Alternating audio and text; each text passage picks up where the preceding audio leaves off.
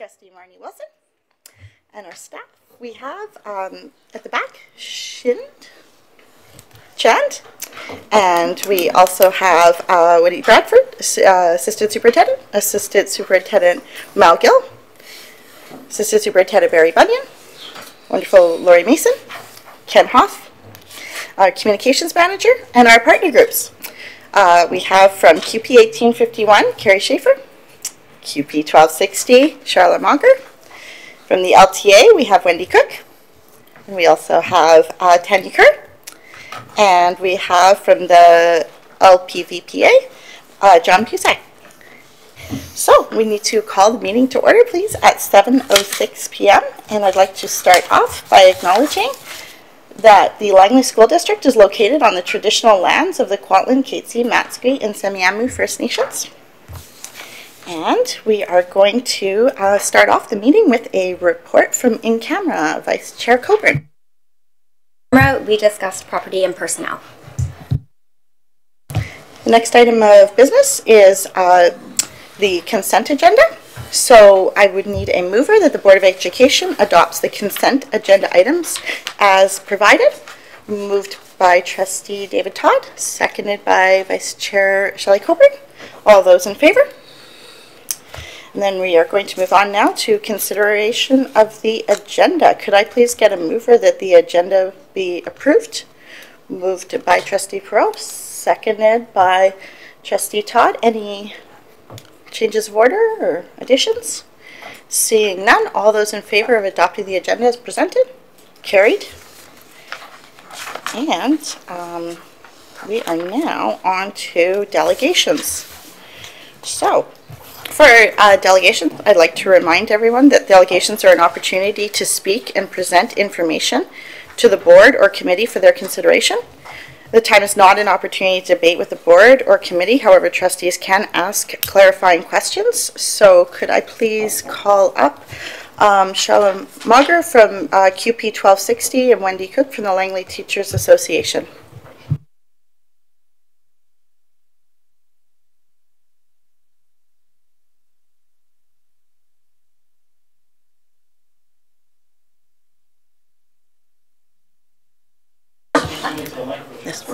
Oh, this is up? No, this one right here. Oh, gosh. That's all, yeah, just one button. So technical.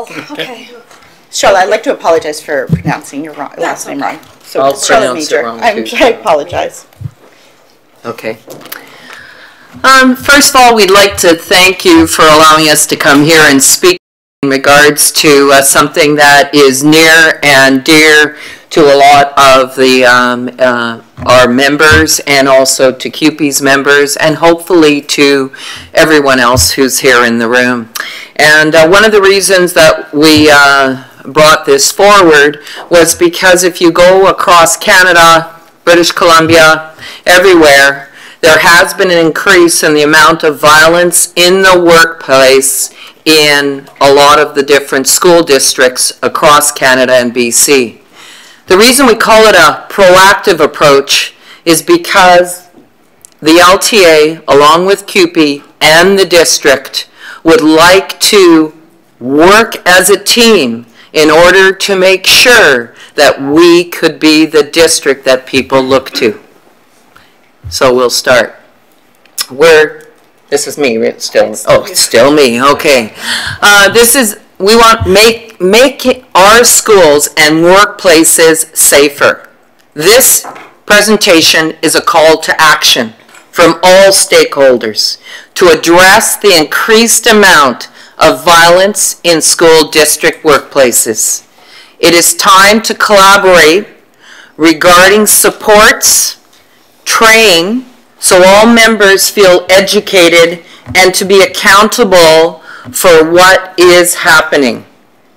If we close our eyes, it does not disappear.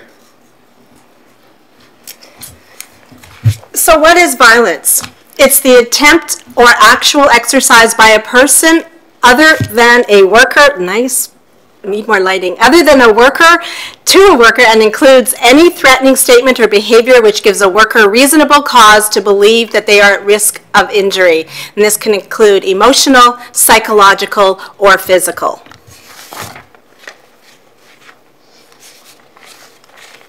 So what does violence look like? So we'd like to present 2 examples.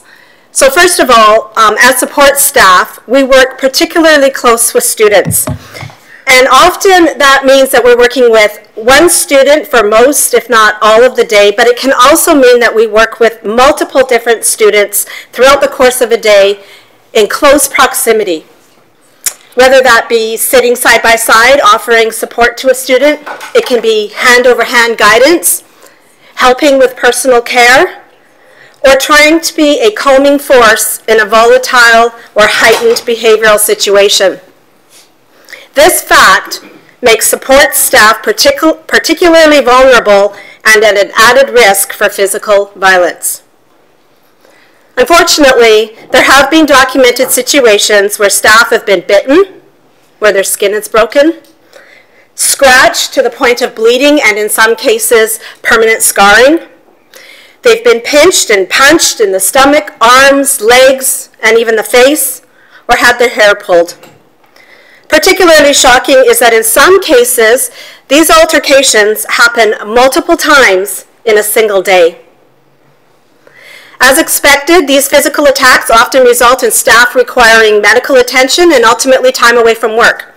And as we all know, physical violence takes a toll in many forms. It reduces productivity in the time it takes for a staff member to fill out the mounds of paperwork, attend medical appointments, or in some cases, long-term medical leaves. It affects trust, and sometimes it can affect an employee's self-confidence, making them question their ability to work with not only that student, but other students as well. But perhaps the most gut-wrenching is that it invokes fear. The fear of when or if it's going to happen to me again. It goes without saying that physical violence can leave not only physical scars, but emotional scars as well. And unfortunately, that's something that support staff deal with regularly. The other example I'd like to talk about is psychological and what the impact that the violence has psychologically. It's when a classroom is actually taken apart by one of the students and the other students are asked to leave the room as the classroom is being taken apart. And then when the students come back, it's impacted the students because it was their classroom that's taken apart. It's impacted the member because there haven't been things put in place so that when they return, everybody feels like they're back in their class once again. What else does it look like? And the other example is someone standing outside of a school too afraid to go into the school because of the impact that the violence has had on them. So increasingly, members are facing violent incidents in schools and workplaces. When an incident happens, there is a potential risk of physical and mental harm to both the adults and the students. The learning environment is disrupted and the entire school community can be affected. Educators and students can become fearful at the prospect of reoccurring situations. The impact is significant. You want this one? No, go ahead. The Mental Health Commission of Canada. We all understand physical impacts, but the psychological impacts have been outlined in 2013. A national standard of psychological health and safety in the workplace was released.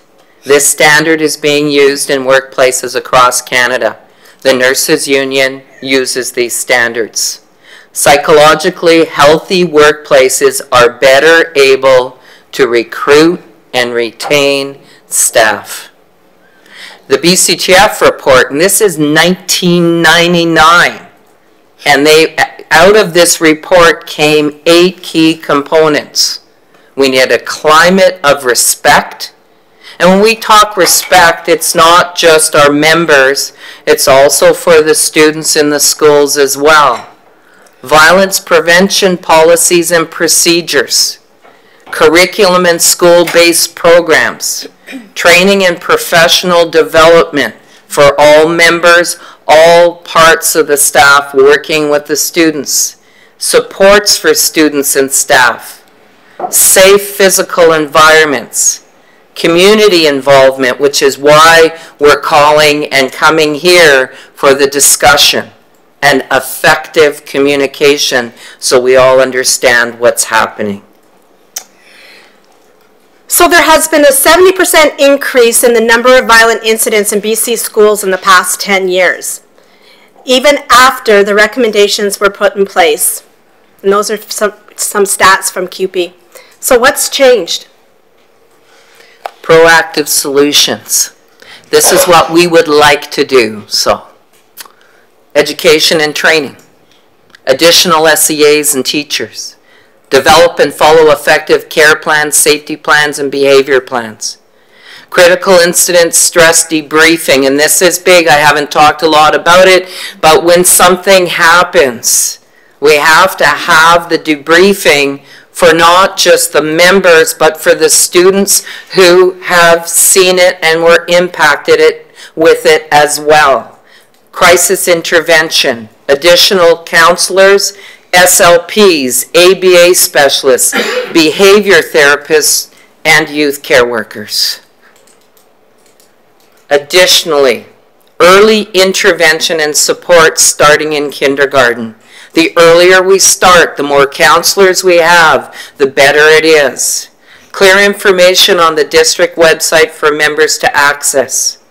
Funding, funding, funding, and the 1.8% more in January is the additional money that the district will receive when they don't have to pay that into teachers' pensions. And a call for advocacy. Additional information, and you just, it's okay, you're allowed. Barry's rushing me anyway. I know. Yeah, so that's it. I'm on it, Barry. Yeah, all right. We all believe in diverse classrooms, and this is what we want everyone to clearly understand. Inclusion and diversity is important for every one of us. But without the proper supports, are we fully meeting the needs of the students and the staffs? When a program is closed down for all the right reasons, the supports are needed to ensure success. QPLTA and the district have worked together in order to actually streamline reporting violent incidents. And one of the reasons we've done this process and tried to work together is so that we don't underreport. Because if we underreport, what happens is then we don't think we need the supports in place. So we have to report so we know that how many supports are needed for our students. Proactive approach, we'd like to invite all stakeholders to Advocate for supports, discuss this further, share the ideas and information with the community, press the government for increased funding, open and transparent communication, and together we can all make a difference. One more. We want a unified learning community. Together, Langley School District can continue as a safe, inclusive community where everyone feels a sense of belonging with supports in place. We all have the right to be healthy and safe at work. It is our most basic right. Let's work together to make this happen. Thank you. Thank you. Thank you very much for your delegation.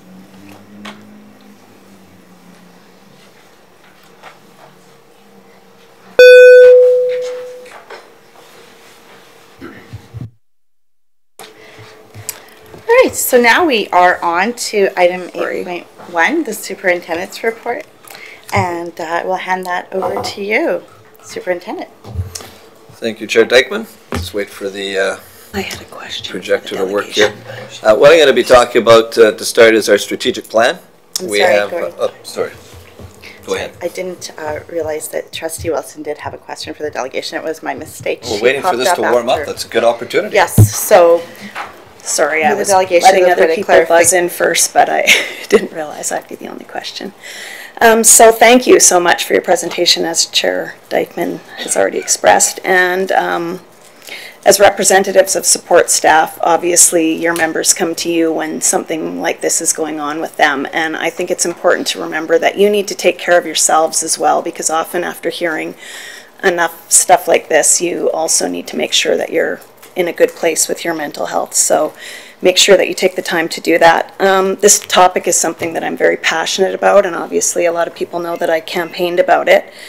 I really loved a lot of your suggestions up there and being proactive on this, and I just want to know, what do you see as a good way for us to gauge if some of those solutions that you suggested are working?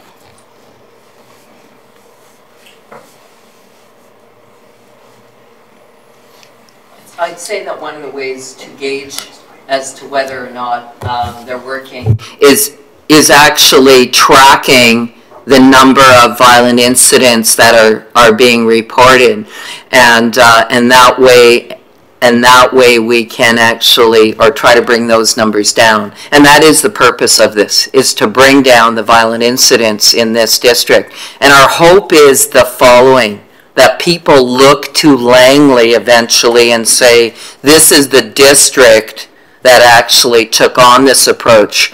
When I was at the BC Fed just today, and I was coming here, I mentioned to them that we were making the presentation. And a lot of the other districts, I mean the locals who were there, said, can you share it with us? Because they're experiencing the same things in their districts. So I think the way we do it is become more vocal. The nurses have done a great job of showing what happens in hospitals, and we're not trying to say that it happens every day in every school. What we're trying to say is we'd like it gone. And the only way it could be gone is the supports. So we would track the number of violent incidents. I hope that answers your question. And just really quickly, I'd just like to add that awareness is the big thing, and tangible results. So it'd be really great, as Wendy had said, to be able to track where we are, where we've been, where we are, and where we're going, and hopefully we will see that reduction. But I think the key point is to start the communication and build the awareness. So, and in a big way, being here tonight is the first step. So thank you for that. Thank you.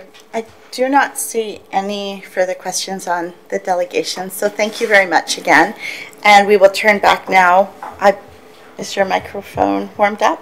I think the mic's good. It's okay. whether the screens are ready to kind of roll here. So okay, so we're going to go to item 8.1.1, Strategic Plan Development Timeline, which is the first item in the Superintendent's report. Thank you, Chair. So with the strategic plan, it's just really an opportunity to share with the community that in the new year we'll be consulting with all of our partner groups in terms of setting up a new 4-year strategic plan. It's a new board, and with the new board comes a new plan. So it'll be an opportunity in the months ahead to not only share the good work done with our previous board, but also to establish priorities and directions for what we want to do over the coming 4 years. And it's important to have as much community involvement in that process as we go forward. So I'm going to just talk a little bit about the process that's going to take place, because there's going to be many opportunities in the new year to delve further into the developing the document itself. Again, you'll be able to see this, and we're going to go actually to our website just to direct people how to access it so they can kind of review it. But what does it do? Again, it sets up those opportunities for students. It's, again, proactive planning. And it focuses a little bit different from our framework for enhancing student learning, which focuses on our learning plan. This is inclusive of that, but it also looks at things to do with human resources, our community partnerships, and then also in terms of finance and facilities. So it's all encompassing. It's all the operations that we do from a big picture level in terms of setting up some targets there. Again, it's cumulative, ongoing process. It's something that I report on throughout the course of the year with trustees, and it's something that we, over the coming 4 years, will seek feedback from you to see how we're doing through this process. And it aligns nicely with our district's vision, mission, and values, and it ties into all that going ahead. So again, in terms of the strategic plan itself that we currently have, that we will be addressing in the upcoming upcoming months. I'm going to ask Barry if he can actually go to our website. So if people would like to access this, they go to the website, they go to the section under the board, and if you hit on that tab, we'll come up strategic plan, hit on the strategic plan there, so it's easy to find, and away you go and you're able to review it. And I'd strongly encourage, as I go out into the community, that people do this process first to see, okay, what are some of those things they included already before we go through with it. One of the issues around the current plan is, you'll notice here, is Barry, just tap through a couple, Barry, in terms of slides going ahead if you want. You can see it kind of does the Prezi effect, and so we found that while creative has some limitations, it is a little bit cumbersome if someone wants to look just at maybe one aspect of the strategic plan. If I just want to look at the facilities piece, say, I have to go through a whole layer of different clicks to go through. If you do those quick enough, you can take a Gravel and you'll be just fine. But otherwise, that can get to you after a little while going through. So we realize we're going to need a bit of a different format. Not too quick, Barry, I'm starting to lose myself. So we're going to try maybe doing something like a flip book. This is also, you can't print anything off, and not that we're encouraging printing off things with paper, but it is nice the odd time if you can have a hard copy of something. There is some limitations to the model. We would like to keep the creative aspects to it, and in terms of looking at, in terms of our district vision and mission, and how to incorporate that in. And I think you can do something that will draw the people in, but at the same time is, again, much more easier to maneuver going forward. But if you look through there, it'll have all kinds of goals that we set out in terms of educational opportunities and community, and also in terms of finance and human resources. So just want to tell people, if they're going to come on out, if they could take a look at that, great, because it's a good starting place for when we have conversations going forward about what we want to do ahead. Thanks, Barry. Just stuck out of that.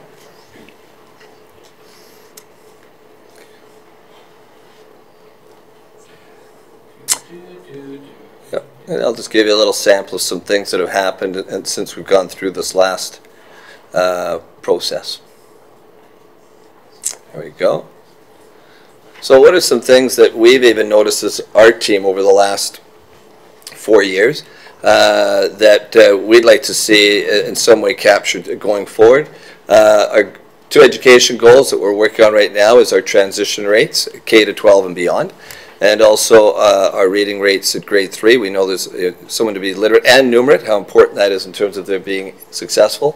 Focus on children in care. That's something that's come out of the last 4 years too, is a need, and we've got a district vice principal and that hired to help address that. And a lot of work around Aboriginal students. Truth and reconciliation is one thing, but there's the redesigned curriculum and all that goes with that. The action plans for learning, much more of a focus on there. I know that our assistant superintendents and other staff are having lots of conversations in schools, making sure that they meet our 2 educational goals, but also look at the things unique to their communities. And being growth plans, we're guilty of not giving enough feedback, and that's throughout the entire system. We don't get that up here, and we're not doing that enough in the system. People need it. They need it to know how they're doing. Many times we work through a strength base, so obviously people want to hear all the good things they're doing, but all of us reflect on the things of growth that we need to work on, and we have to be able to support people on that path. And that is something that I'm really looking forward to seeing take place and unfold over the years ahead. The redesigned curriculum, that curricular core competencies, how do you do that well and measure that you're doing it well? There's all kinds of work that needs to be done there. Communicating student learning so it's understandable for parents. And again, it's something that both, that only guides kids, but it also guides staff in terms of the work that they do. Can we do that well through the MyEd BC? Early learning, we're hearing more and more there. The readiness to learn. Our kids are entering our school system and there's some real concerns there. So are we having to find ways to work with families, with kids kind of really ages 1 to 5, in terms of trying to put some supports out there going forward. And it's something you've heard from the current government too, that there will be plans unfolding there, and how's that going to impact our strategic plan going ahead. Modernization of facilities, you know what, places, we've learned an incredible amount in terms of how classrooms are set up, everything from furniture that is in those places and all the different resources you can bring to bear, and how do you kind of find ways to set up your classrooms that manner. And it's not an inexpensive process when you have 20,000 kids in 43 schools to try to do that, and so we're trying to manage that with our Secretary Treasurer going forward. District risk assessment, that's something we've just gone through, and it is, what are those things out there that we have to be mindful of? This will be things, everything around technology, what could go wrong down that particular path, so how can we protect ourselves from those types of things around with a whole array of different things we've identified. The middle school transition, the community is saying, yeah, we're ready to go, but what's happening? And with Poppy and Walnut Grove and Brooksford, there's 3 communities that, we knew going down this path that there's a financial commitment that's needed. We continue to work with the provincial government as trustees. We'll continue to advocate for that also in terms of helping us in terms of making that transition. But are there some things we can do in between while we're waiting? And both assistant superintendents are working with their communities in terms of making sure that that happens. The Human Dignity Coalition, Bolin Morthy, the principal at Walnut Grove, has been really passionate around that. We've had many people join them around that particular area, and they're going to be doing something actually this week with youth, actually, down at LSS, and I think that's might be grades 6 to 8. I'm trying to think that they'll be there. So again, this is something, again, all these are other things that surfaced during the plan that we currently live. In the Idea Summit, lots around the entrepreneurial mindset and what we can do to encourage that in kids. So whatever we develop, we need to know that over the 4 years that's going forward, look at all the other things that kind of emerged during that process and how do you find a way to incorporate those in. What we don't do also enough of a good enough job is really articulating to our community and communicating out the good work that's done. I mean, this is a district that full credit to all the staff out there in terms of the work they do day to day with kids. And I want to make sure that document highlights that, because there's lots to be proud of. And I think sometimes we kind of say, hey, we got to do better, we got to do better, we got to do better. People got to say, well, what about all the other good things we did? And we need to acknowledge that. We need to find other ways to do that in an effective manner. So that'll be going ahead also. So these are samples. I mean, we'll be coming out to the community. Everyone's going to have within their partner groups some ideas of things they'd like to see included. And again, what this is, it's not micro in terms of all the details that go with it. That's what we as staff have to operationalize it. But when you take these big ideas, and I'll use again the entrepreneurial mindset as an example, if that's something we're saying we're after, then the staff have to kind of find a ways, how do you make that happen? And that's the work that lies with us. Anyways, that's just, I just wanted to give you the public a little bit of a taste of some of the things that can be part of that going forward. What's the process? January to March, we'll be consulting with partner groups and community. It'll be twofold. It'll be one opportunity to kind of come out and just listen. Hope have people have reviewed what was the past strategic plan, and just share. Here's some things that we think would be great to have in there. And I know that we will have stuff from our own strategic plan team that'll say, here's some things you can respond to. So it can be kind of that exchange. After we've done that listening, then I'll go back a second time and say, based on all that, here's what we heard. And want to do another check with you to see if that's aligning with what you were telling us. That's completed April 30th. The hope is to bring that to our public board meeting to present, to say here it is for the next 4 years that lie ahead, to have that passed here. And then if that takes place, then in May what we do is a community partners luncheon where we invite everyone in to share it with everybody to say, hey, this is what we're going to be about the next 4 years, and we're glad to have you join us on that journey. So opportunity tonight really is to, again, let people know this is going to take place, want to have people part of it, and looking forward to that journey. So I'll leave that there before I go to the next item if there's any questions. All right, thank you, Superintendent. What we do is get a motion on the floor that the Board of Education receives the Strategic Plan Development Timeline Report for information as presented, and then we can open up for questions and comments. Moved by Vice Chair Coburn, seconded by Trustee Todd. And we do, as you can imagine, have a speakers list before us. So our first speaker is Trustee Todd. Board Chair, do I have to speak to the motion, or am I? It has something to do with the strategic planning process. Thank you. So, yes, thank you. So thank you, Superintendent Stewart. Not so much a question, but more an invitation to our public. Over the next several months, we get a chance to talk about the macro ideas that will influence and impact our district over the next 4 years. I hope that we will come back with genuine, authentic, and with candor, tell us what you value, some of your beliefs, what we can do, maybe what we can do together, and we can co-construct a meaningful strategic plan. That's my hope. Thank you, Trustee Todd. We're on to Trustee Ross now. Thank you. I appreciate the slides and the presentation, Superintendent. The whole idea of feedback is critical, and I know you're going to be giving it to the principals and principals to their teachers, etc. So the whole day of the growth plans, etc. I think that's wonderful. There's a saying that feedback is the lifeblood of an organization, and you really need feedback. It is the blood that keeps this thing going. So we really do need and value the superintendent, the staff, and the community's input in the strategic plan. So this is your 4-year opportunity to speak into where you'd like to see this district go, how we can make it better. And I really love the Japanese Kaizen stuff, how we can improve, continuous improvement. We're a great district and a great district that's getting better. So I'm excited about this year, and I am still calling this the best board ever. Thank you. Thank you, Trustee Ross. I do not see any other speakers. I would just like to stress some of the points that my fellow trustees have said. The strategic planning process is so vital for an organization like the school district. It's where we set our priorities. So it has a budget impact. It's where we take our precious resources and figure out where to take our people power and financial resources and how to focus them. So it's an opportunity for the board to set its priorities, but that can only be done with the community. So the strategic planning process, personally, is one of the most important exercises that we undertake. It's also how we measure whether or not we're achieving the goals we've set out as a board, and it's a form of accountability to the public. This is the goals, and this is what we heard the public express to us are important, and this is where we're going to put our resources, and we test our success as a board and our success as an organization against that plan. So I really do urge the public, our partner groups, stakeholders to come to the table and help us put together a phenomenal strategic plan shaping the next 4 years in the direction of our district. So thank you, Superintendent. We do have a mover and a seconder on our motion, which is on the floor. So all those in favor? Strategic Plan Development Timeline Report for information as presented. Carried. We are on now to item 8.1.2. Over to you, Superintendent. Thank you, Chair Dykeman, and appreciate the comments. Thank you in terms of the support to get behind the plan.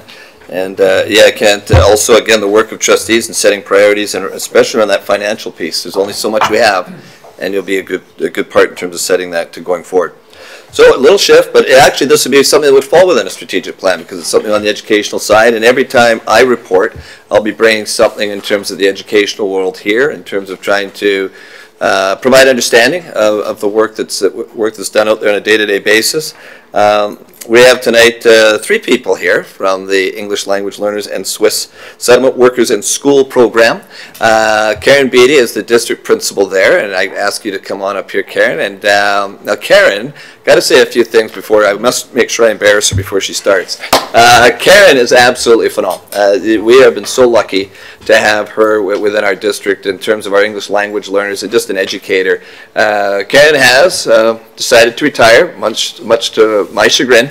And there's an institutional knowledge base there that you know what, we know we'll lose, but I know what a great partner she is, and the person that will be stepping in her shoes is Joanne Nouveau. So I want to welcome also Joanne to the team, and she's out here tonight and having the opportunity to overlap with Karen. Karen will be retiring effective end of January.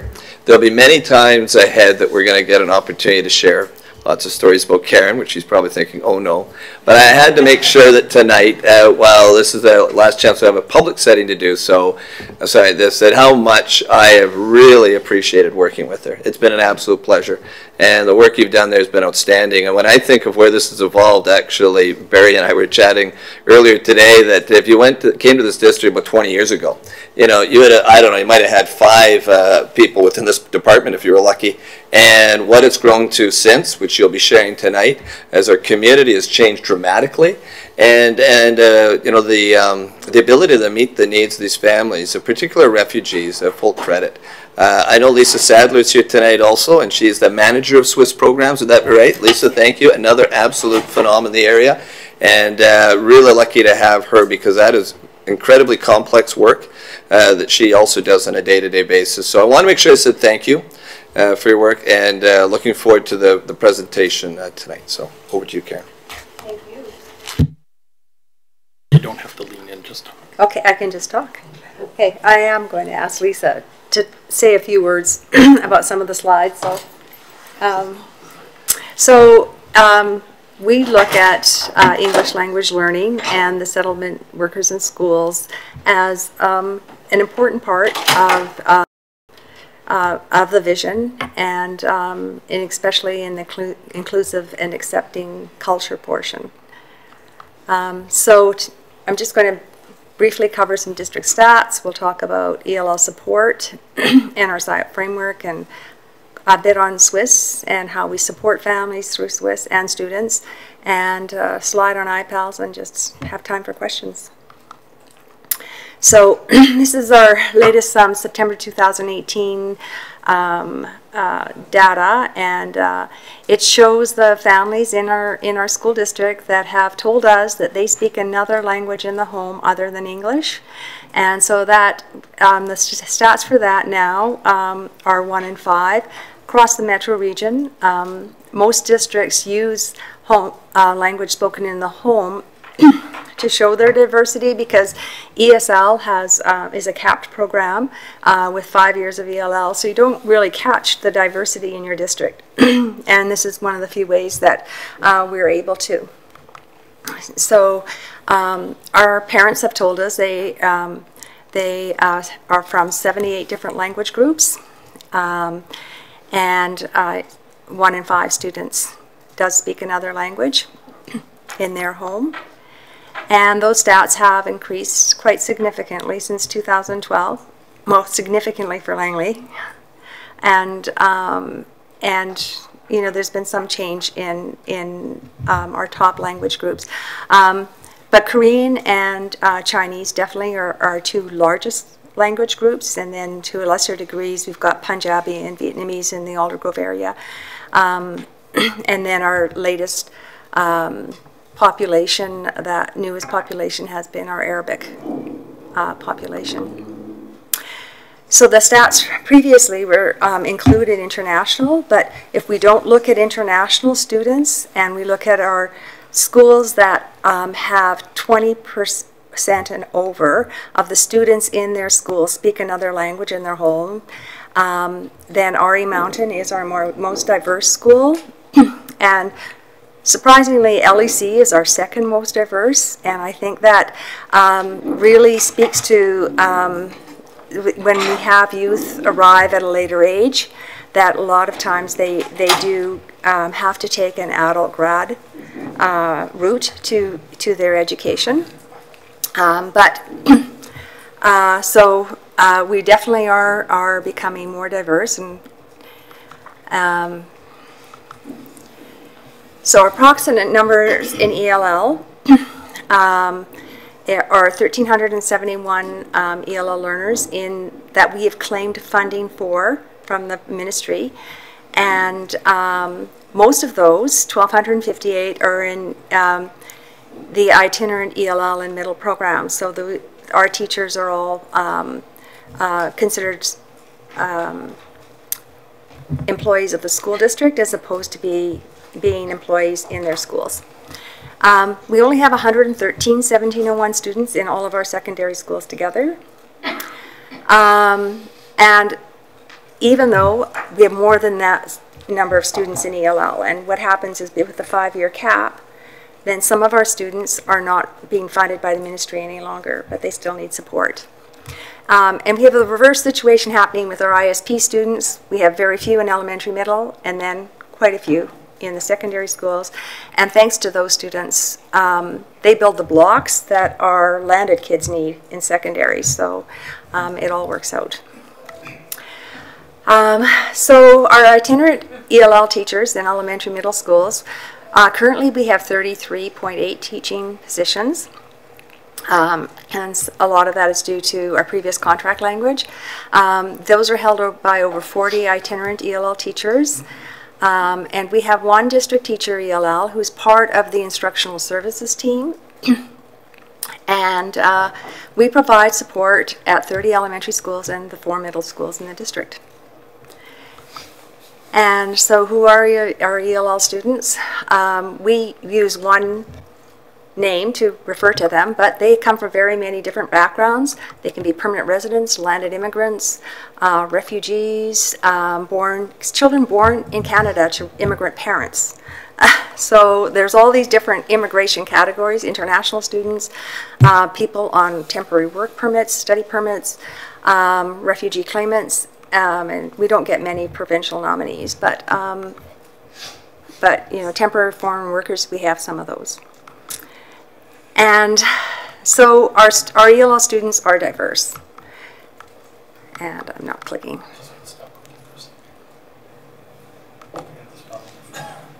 It'll go.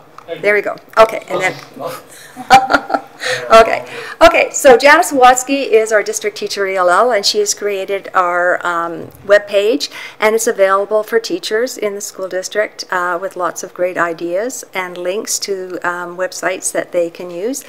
But also parents can access this part of the website as well. And it takes a while for children to become academically proficient. So we say about 2 years for basic social language. But, you know, even with that, every learner is different. Some students take, you know, up to 5 years to be socially competent in English. And it takes significantly longer to get to the 50th percentile of English-speaking students in the areas. And so because you know, its academic language is so much more difficult, we have taken the SIOP model, so it's called Sheltered Instruction Observation Protocol. SIOP is a framework of instruction that can provide language learners the ability to continue to learn language at the same time that they're, and help them to access content more quickly. And so this is the framework we're using in our professional development, and we've trained many teachers in the district in the model. It's very flexible. It can be used in any subject area from K to 12, and it works very well with other programs. So it works well with Universal Design for Learning. It will work well with different reading initiatives, with the redesigned curriculum. And that's due to that flexibility is one of the reasons that we've taken on the model. So sometimes students come with very little language and communication is more challenging. And so to manage that, and when we first got our Arabic students at Douglas Park, we found that we needed, when they have very little language, we call them in survival mode. And so that was their experience, and ours too, because we needed to communicate with them and give them a way to communicate with us. And so we did that through picture cards. And students, you know, we had a color-coded card, and they could point to how they were feeling, and it gave them a way to communicate back to us. On the back of the card, we phonetically written out the Arabic language, so that, you know, if you wanted to try to say it in Arabic, you could. And and that's how we helped students build routine, and gave them the ability to communicate their needs to us as well as our needs to them. And then as well, when you're dealing with students that come from, are brand new to Canada, or haven't had educational experiences before, or come from a situation where they've experienced violence, then you have to be really careful with emergency. And so we have ways of managing that as well. And so usually administrators will communicate with the ESL teachers when they've got new students and let them know that they're going to have a drill. And teachers can do a variety of different things: watch videos, use the first language interpretation to explain to them what's going to happen, use pictures or symbols, and then practice. So they role play it, and so that they can anticipate the situation and be more comfortable when it does happen. And then we debrief with teachers afterwards and see, you know, how we can improve. And so it's worked very well. So culture shock. Lisa talked about culture shock. Because often this is when we go to Swiss. Yeah. So just before we switch off speakers, one of our trustees just has a question on a slide that you were going through. Sure. And then we'll go on Which to the next one. Which one was that? Well, it's really about Swiss workers. Right. About the Swiss workers? Okay. Oh. Are you going to ask? Okay. Yeah, sure. So regarding Swiss workers, so we're funded for how long for Swiss workers? Oh, okay. Well, that is in there. And so, is it? And there's a little plea in there as well. Okay. Well, no, I'll wait then. I'll just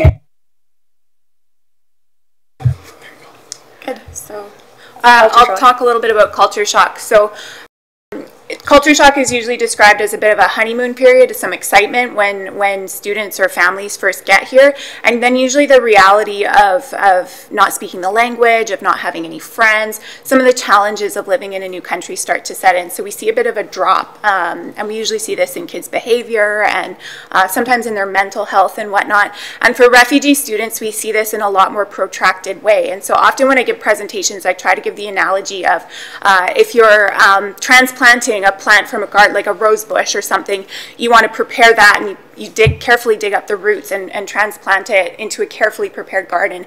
And so a lot of what happens with our refugee students is they're ripped out of their garden and transplanted here. And so what we're really trying to do is make sure that they have good soil so that they can grow their roots here. Really how you leave your country depends on how you settle here. And so our refugee students require a lot more effort from our staff and from our school staff as well to help them integrate and settle. Mm-hmm. So culture shock is more visible for them. Yeah, very much so. It's a lot, and it takes a lot longer for them to get through the stages of culture shock and a lot of setbacks. So this really is just to that end the differences between immigrants and refugee students. So I generally all students would experience culture shock, but like I said, refugees experience it in a more protracted way. So where immigrants make the decision, or their family makes the decision, and they plan for that decision to immigrate to Canada, our refugee students usually are lacking control, and they still face a lot of uncertainty about their future here once they're in Canada. So that affects them in school. Immigrants have time to take care of their personal business at home, so whether that's selling a business or selling their house, whereas refugees, all of that is left unresolved.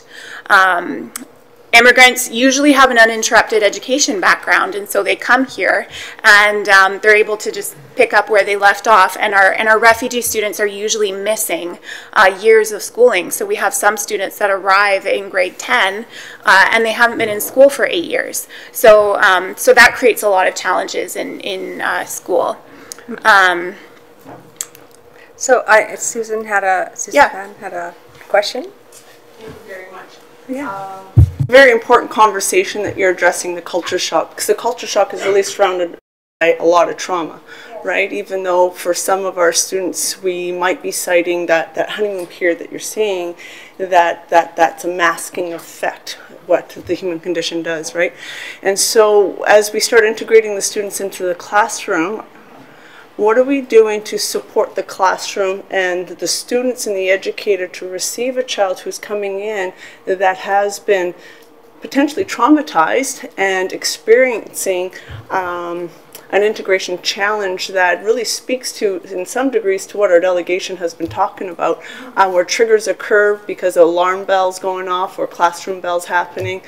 Those transition points become very critical for our students, especially those who have either experienced trauma or have learning challenges and their executive functioning is delayed and their ability to process is impacted.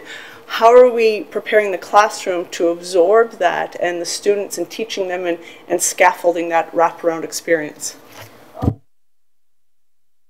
It's in our slides, but we can address it briefly here. We do a lot of work with staff Our ESL teachers are also cultural ambassadors in their schools. Sometimes ESL doesn't even start in schools if we get a high number of students. ESL can just be taking those kids to a safe place and helping them practice. This is how we line up. This is how we sit. This is how we raise our hand. This is, do you know what I mean? And doing it every day for 30 minutes, or going in the classroom and helping in the classroom as well. Our Swiss workers have the ability, they're not SEAs, but they, under a Swiss mandate, they are able to work on life skills, conflict resolution, and other things like that. And so if we have the ability to have somebody with a language, we use that first language, you know, to speak to the student. And it can take a long time to go through the whole conflict resolution, but if you do it well and you do it often enough, you make progress. Does that sort of answer your question? Not completely. Okay. The classroom being able to integrate, pull that child in that's coming in. How are they being prepared to receive a child? So like teaching them that we have a student coming in and these are some of the behaviors we may experience because this is the world they come from. Right? So how are we preparing the environment for them, for the new student? A lot of presentations at our schools before they get a group of students. You know, when we got our Karen students before they ever arrived, we did a school presentation, like to all the staff. And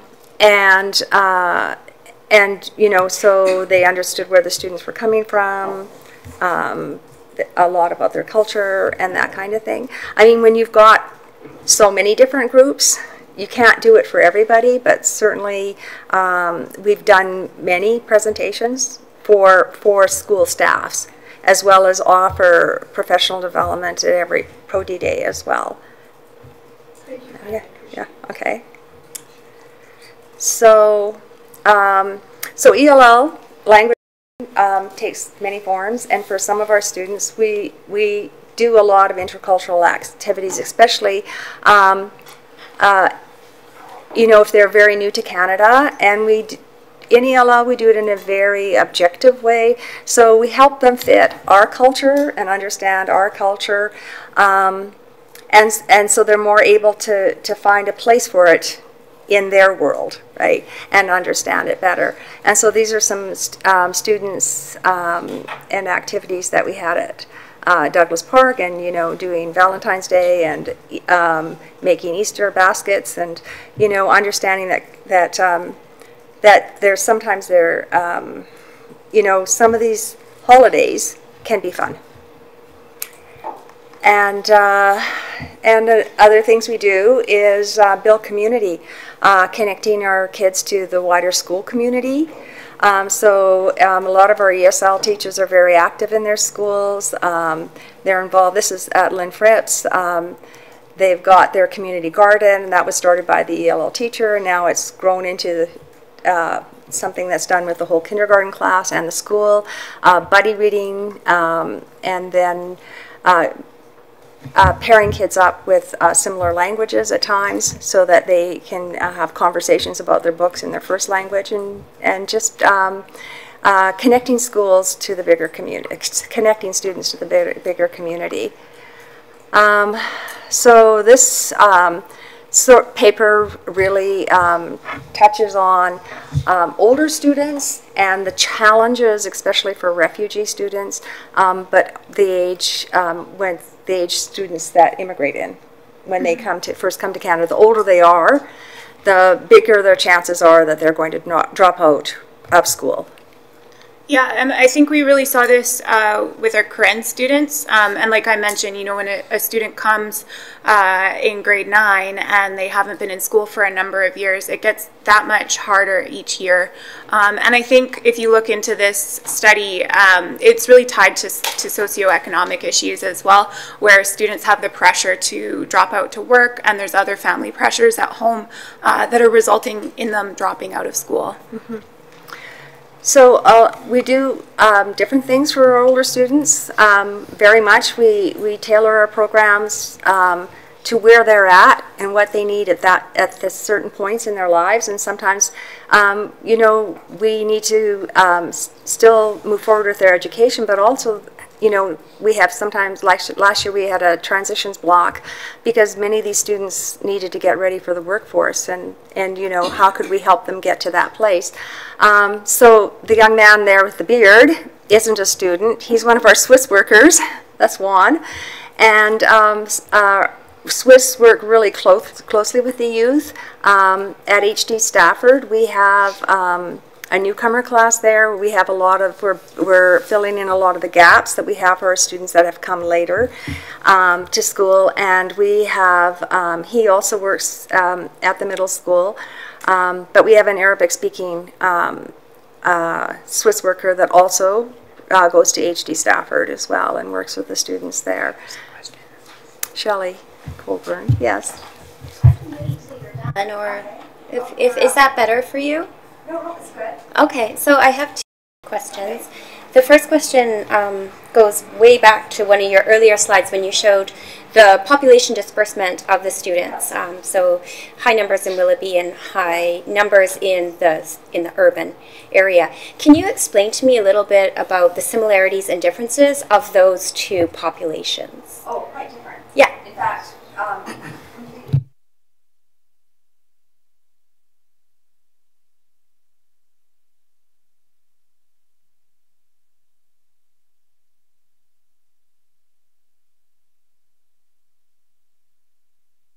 way.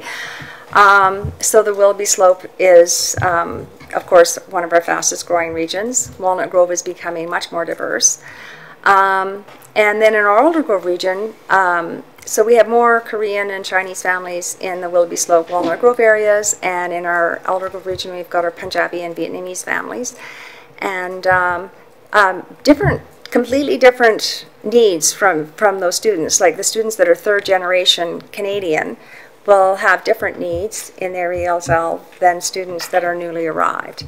And students that have had previous educational experiences in their own country have completely different needs than your students that have never been to school before, never held a pencil, never stood in a line. And so, does that answer your question? Yes. Yeah. And then one more question. Sure. You mentioned that you, what you do to prepare the staff when you have, say, a large group coming in. Right. Into the school. How do you prepare the current students? And you also mentioned that the incomers are taught about our culture. Are the students then taught about the newcomers' culture? So when we've got 40 Esl teachers and they're all the schools, like there are we try to hire people that really are passionate about ELL and language learners, and you know, and we have a lot of new people, but we also have people that have been in our department for many, many years, and they work really closely with their staff. You know, and because a lot of times what people will see is like a behavioral thing. It's a culture shock. You know, there's and you know, working, preparing.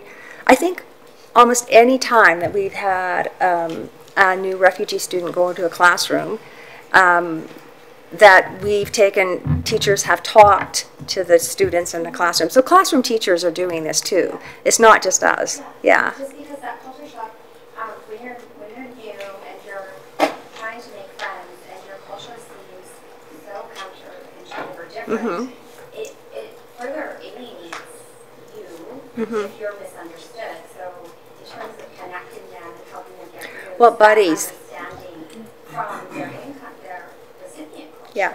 is so important. Yeah. Because the kids here might not understand why they're reacting a certain way. Yes. And if they understood and they have that empathy, it would be, you know, easier. Yes. For the new people to be. Yeah, I think we're on the same page. Yeah. So at this point, we'll let you finish your presentation, and then we'll open questions up at the end, as I know you have a few slides left, and then we can just we haven't even start really got into Swiss Swiss at yet. the end. Thank you. Okay, so there's lots of family stress and enrollment, and really that's where Swiss comes in. You know, because with Swiss we have the ability to work with all the family members. And so, do you want to say anything about the slide? Or? Yeah, I mean, I think this, again, just goes back to that culture shock piece, that all of these factors are playing a role in how students are resettling and ultimately preventing them from settling. And for a lot of our students in schools, you know, they're experiencing all these things simultaneously, whether it's, you know, role reversal where the 8-year-old kid has to go to the doctor with mom and dad and leave school for the day because there's no one to translate for the appointment, or, you know, they're going to ICBC to translate. Or we see that kind of thing a lot. And so that's where our Swiss staff try to play a role in helping the parents and in helping the families, so to take some of that pressure off of the kids. But just as all that to say, there is a lot going on in these families, really complex situations. Mm-hmm. So our Swiss mandate is to assist students learn about school setting, and it empowers them. This is from the Government of Canada. This is how they see Swiss, and this is what we try to live. And Swiss helps families understand the school system, supports their children, and provides information and referral to other aspects of life in Canada. And Swiss is also used to support school staff to see the school and its requirements through the eyes of the newcomer, and we offer training about newcomer issues. So currently, this slide has a typo. We have, Lisa's our Swiss manager, we have a part-time Swiss coordinator, we have a Chinese, Korean, and you saw Juan, he's Spanish speaking. And then we have 3 Arabic-speaking settlement workers, and all of these employees are funded through IRCC through a grant from Immigration, Refugee, Citizenship Canada. Pardon me. The typo is the Arabic speakers have been funded through Syrian top-up funding, and it's actually they're funded till March 31st, 2019. They tell us they're going to fund us for more. But they haven't given us the magic number yet.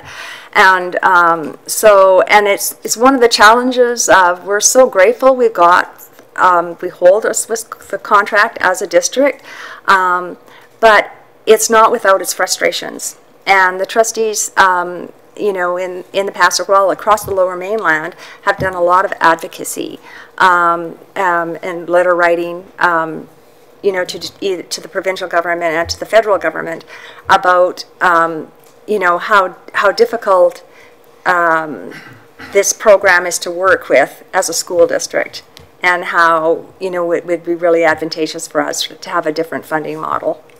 We also have 2 multicultural workers, a Karen speaker and a Vietnamese speaking multicultural worker, and all of our staff, Swiss and multicultural workers, work seamlessly together with schools. So our clients, in our last contract year, which goes from April 1st to March 31st, we had 819 clients that we provided support to. Children born in Canada aren't eligible for Swiss support, and we provide the support for them through their parents. And just because students aren't eligible, they're still in our schools, we still help them. We still help those families that aren't eligible either, like work permits are not eligible. And in that same contract year, we did 3,416 services, like information sessions about education. Some of these were the parents' education, but about how education works. And we did 2,526 referrals just in that one area with our Swiss staff. So they're very busy. They're very busy working, and some of those referrals are helping parents to how do you sign up for the bus? How do you register your children for a summer program? How do you get your children into extracurricular activities? And so those kinds of things. We also do information sessions with parents, and conversation circles in many languages, just so that they can meet other people from their same language group and practice speaking English. And we do information sessions on all kinds of topics, anything parents are interested in or they ask us about. And Swiss support students. We help them with their post-secondary educational choices and And we also do first language interpretation for different presentations with the community. And then we have homework club in our Swiss Portable. Yeah, so this is our, we've taken over a homework club this year with one of our community partners. So we've got about, usually on average, about 20 kids that come out and just get support. They also meet with our Swiss workers. It's a really good opportunity for them just to build relationships and get help with homework and that kind of thing. So it's been an awesome program this year that we're really, really excited about. Yeah.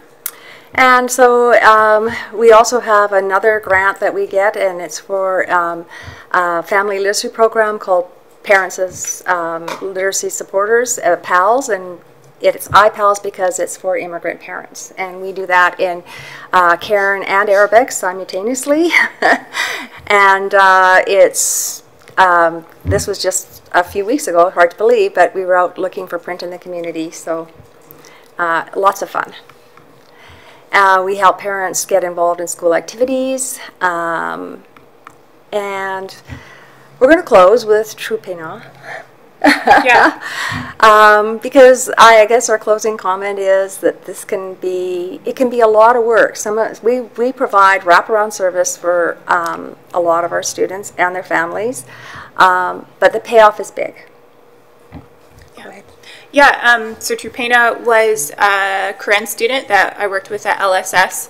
The link there that Karen has in the presentation, I'd encourage you all to watch it. She gave a TED Talk a couple years ago here in Langley and just talked about her story and her experience coming to Canada. And she's really just a wonderful example of how the community really wrapped around and supported our Karen students. They've been here for around 10 years now, and they're really well integrated into the community. I heard there's like 11 kids on the LSS soccer team, and they helped them get pretty far this year. And so it's really a neat thing to see these kids really integrated into the community and the results of a lot of hard work of a lot of people in the district and community partners. So David Todd. So, Chair. Oh, I'm sorry, I left out the chair. Oh, this is very confusing. Okay, I have to prioritize here. Okay, yes. Thank you. Okay. We're going to just start with a motion just to get it on the floor, and then we have quite the speakers list. Yes, you do. So we're going to roll it off there. So yes. If you could shut your mic off, then I'll get a motion. Thank you. So thank you very much for your presentation. It really provided so much information. I can see that several of the trustees have questions and comments for you. So first we will get a motion. Could I please get a mover that the Board of Education receives the ELL Department Swiss Program Update for information as presented? Moved by Trustee Ward, seconded by Trustee Ross. And we will go to our first question from Trustee Todd. Thank you. So, again, inspiring. I really appreciate the work, the tremendous work you do throughout this. One of the difficulties in education, of course, is getting to that place where, basically, for lack of a better term, your student can sink or swim. And you referenced Dr. Cummings saying that he'd done research on ELL learners, and he talked about 5 to 7 years is that kind of point where they're at the 50th percentile, but some learners may take up to 10 years. Correct me if I'm wrong, the funding is for 5 years, is that correct? So then you may have up to another 5 years where students need a heightened level of service, but there is no funding. Can you walk me through that? And so there's a point where pulling or doing individual service for a student isn't all that productive. So that's one of the reasons we brought the SITE model as a program model, because it's what can classroom teachers do to make content more accessible. And because we do have learners, lots of learners in the classroom that even after ELL, they still need support. And so, the learning can still take place in the classroom, but they might have to study harder, read more, get more support than other students. Trustee Ross. Well, I have many questions, but one of the questions I have is the Karens. What have we learned from the Karen story? We've been doing this for 10 years now. What is the key learning? Because I see the Karen people very much to like the Syrians. Similarities, right? So what have we learned here that we don't want to do anymore that we're going to do over here now? I say from the educational perspective that you absolutely have to put in, you have to start where the student is when they come from those backgrounds. They just can't audit classes. They won't just get it through osmosis. Yeah. They need a lot of explicit teaching, and you know, so it's really important to have, like at HD Stafford, we have the newcomer program, and then you're able to catch those kids in, and you know, continue to fill in the holes for them, you know, but still let them be in classes with other kids.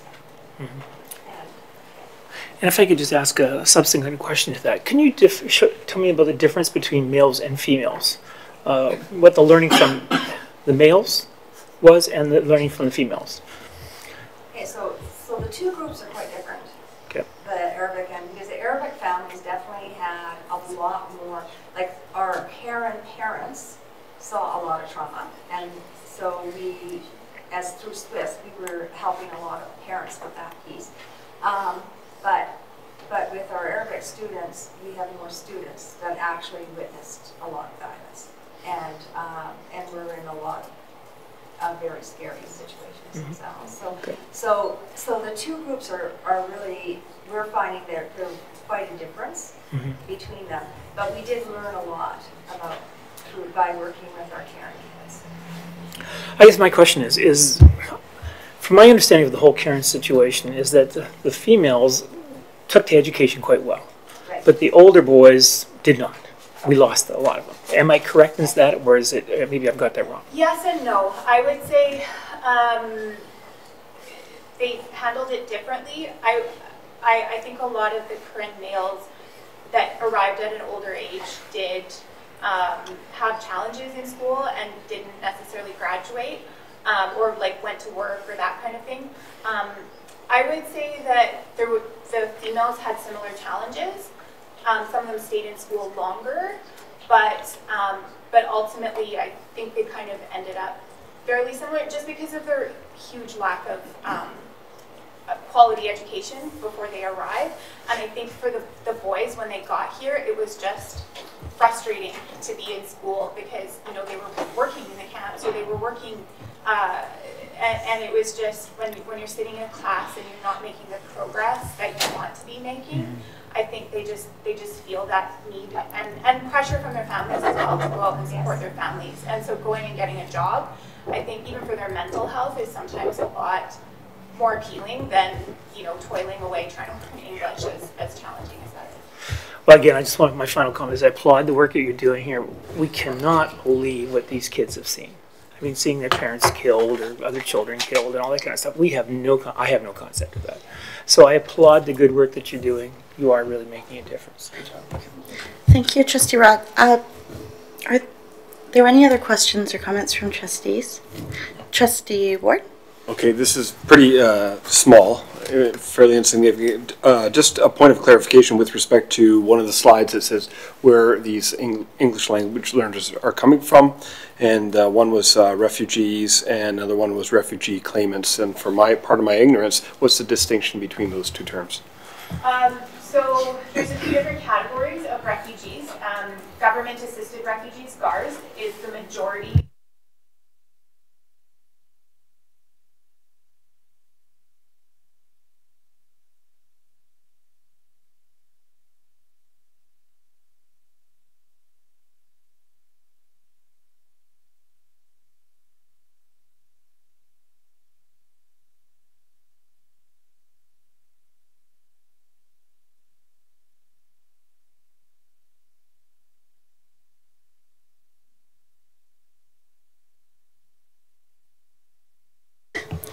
Once again, thank you so much for your report.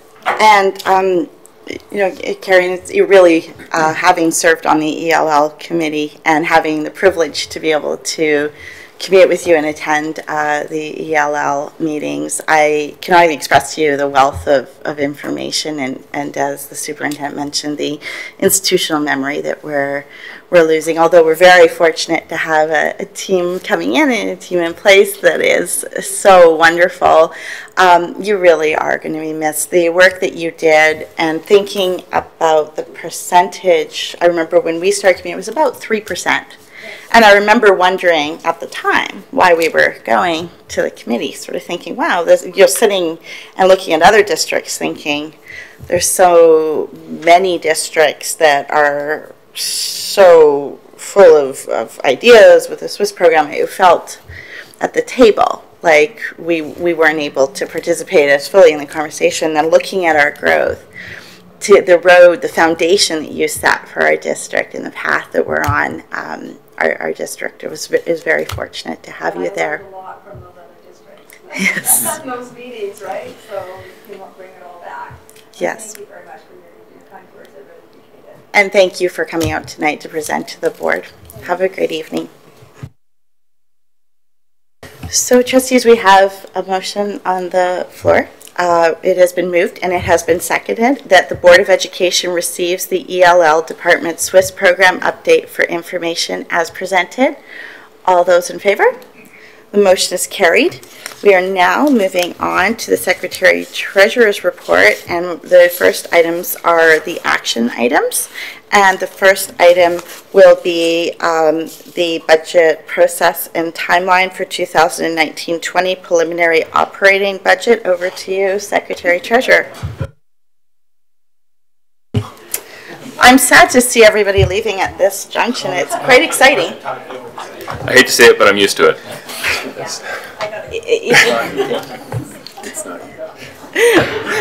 So in your package is the timeline and the process for the 1920 preliminary budget. I just wanted to go through a few of the high-level points of that, and then if there's questions from trustees, I'd be happy to add that at the end. Just wanted to go through some of the things that we highlighted in the report that, and you can see those in the appendix, is some of the things that we include in the discussions and the thoughts as we go through the budgeting process is the budgeting beliefs, values, and principles, which align with the vision and mission of the district. We have a consultation process with the stakeholders, which I'll outline a little bit in the bit.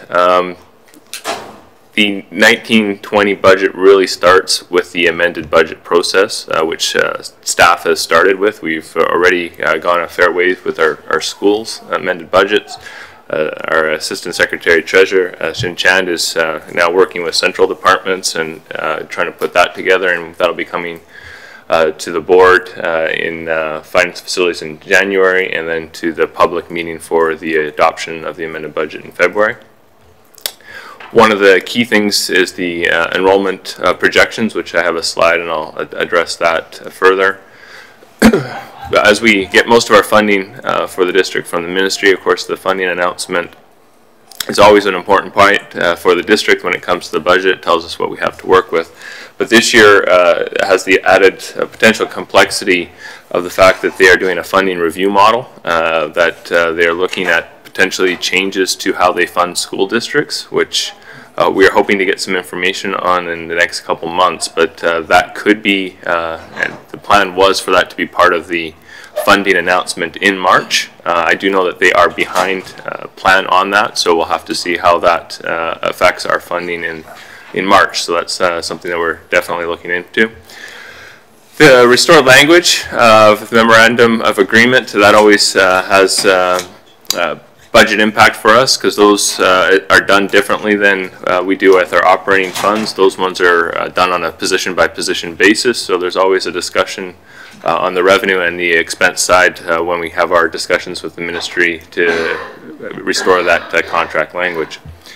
We always start with a status quo budget, and I have a slide on that, and then we always want to take a longer view to make sure that the decisions that we make are sustainable in subsequent years. The status quo budget, basically what we try to do is take the what is the amended budget, and then any changes, good or bad to the cost pressures, one-time items, and any enrollment changes that we're aware of, which kind of equals the status quo budget expenditures.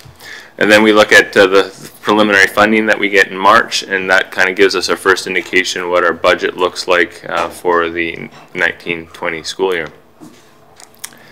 Some of the things that we look at on the expenditure side, and I've addressed a couple of these, is the enrollment always has an impact.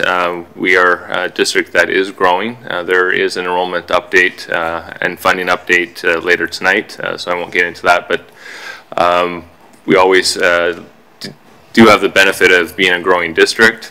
Like I mentioned, the impact of the Memorandum of Agreement.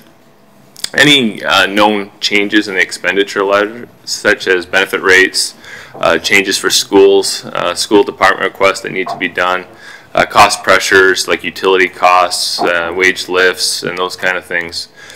So we all, and then have to look at any one-time or non-continuing expenditures. The revenue side, we look at the enrollment changes, the memorandum. Our international student program, that's one that has been very healthy for us for the last number of years. That's one that we've capped this school year and more out of space and needs in some of our schools. So that's something we'll have to look at this year as to whether or not there's a little more space. There may or may not be. We'll have to look at that with the new high school opening in September. That may allow a little bit of space where we haven't in the last couple of years. The funding model changes, as mentioned earlier, and any of the core supplement changes on the funding, where especially with the funding announcement, we're not sure how those supplemental fundings are going to be split between the larger districts and the more rural districts, so we'll have to keep an eye on those. And any potential changes to any other local revenue, like our rentals and our investment incomes and those kind of things. Key part for us is enrollment projections. Every February we need to project what we see as our enrollment numbers for the future school year for 1920. So what that means is at that date we need to project all our school-age children as of September 30th. We need to look at our distance learning and continuing education programs and project what we see for students in September, February, and May, because they do supplemental counts for those two categories for changes in those programs in February and May. Our summer school projections, our adult projections for September, our special need projections at September, and then there's a recount at February, but that's for net new students. So if there's declines and increases, it's the net changes between what you had in September and what's currently there in February 28th. And then we also have to project our ELL and Aboriginal students at September 30th. Realize this is a little bit of a small print, and I apologize for that, but it's in your package. I wanted to outline graphically how we do the amended budget process and how that kind of feeds into the preliminary budget for the following year. As I mentioned, we're already well into the process on the amended budget, and we'll be coming back in January to the board and February to the public with those. The plan is to start doing our partner consultations with meetings in January and February, and that may extend a little bit into March, depending on availability. Our funding announcement in March, there have been rumors that they might try to move that up this year because of the potential changes, but we'll have to see how that works. And then we work with our central departments and our schools over March and April to work out their budgeting needs. And then the district leadership team will develop, with all that feedback, the preliminary budget and bringing that to the board for the first and second readings in May, followed by an open house in June for the public, and then the final reading of the budget on the final meeting of the year on the 18th of June. And if there's any questions, I'd be happy to try and answer them. Thank you, Secretary Treasurer. What we'll do is we'll get the motion. We do have questions from trustees, so we'll start off with a mover that the Board of Education approves the school district number 35 Langley budget process and timeline 2019-2020 preliminary operating budget as presented. So moved by Trustee Todd, seconded by Trustee Ross. All right, and our first speaker is Trustee Ross. Thank you, Secretary Treasurer, for the report. My question is, what keeps you awake at night? No, seriously, this is a year I'm not very comfortable. I'm really quite a little anxious about this year. I'm not usually an anxious person, but by and large, this is an anxious one. And so I would like to know what clouds are looming, whether they're real or not, but they're clouds that you anticipate that they might become an issue for us. Thank you. Yeah, the one that for me is definitely the funding model review. It could have large impacts on the district. I don't know if they will or won't because they haven't disclosed any of that. And if there are substantial changes to the larger districts, I have a second concern is how they transition that. Because if they're going to tell us our funding in March, we're fairly long way into our budget process at that point, and if there's a substantial change and we already have staffing in place and those kind of things, that could be a potential issue for the district. So, first of all, I hope they don't reduce our funding. Second of all, I hope if there is some impact to this district that it is phased over a substantial period of time that we can right the ship. And if I could just comment to that, is that? Okay, so my question is community link funding. I read an article in the paper today that community link funding is at risk or non-existent. Is there any clarify? Can you clarify what's happening with community link funding? Community link is not at risk as far as I know. The funds have been provided. There's some other issues with that article. Okay. Thank you. So now we have Trustee Perot. The better question is, what wakes you up and excites you? However, that being said, what I'm interested in knowing... I'm not used to that question. Secretary Treasurers get excited? Secretary Treasurers absolutely get excited. Prevalence model. How could, if we end up moving towards the prevalence model, how could that impact our students with needs, and will we be in our ability to serve them? I have to say at this point I can't say how it would affect us until we would know what that model would look like. We've traditionally spent far more on special needs than our funding model permits anyways. So it depends on the impact on what that funding would be as to how that would change. I know that's not a great answer, but until I have a more defined funding, I can't say. Trustee Wilson. I don't have any questions about what you do in your own time at night, but appreciate that. Do you know, have you heard when we will know, when are they releasing the funding model? Like I had been hearing it was coming and then there was another release date, and I'm concerned with why it's taking so long to hear, and do you have they given any date?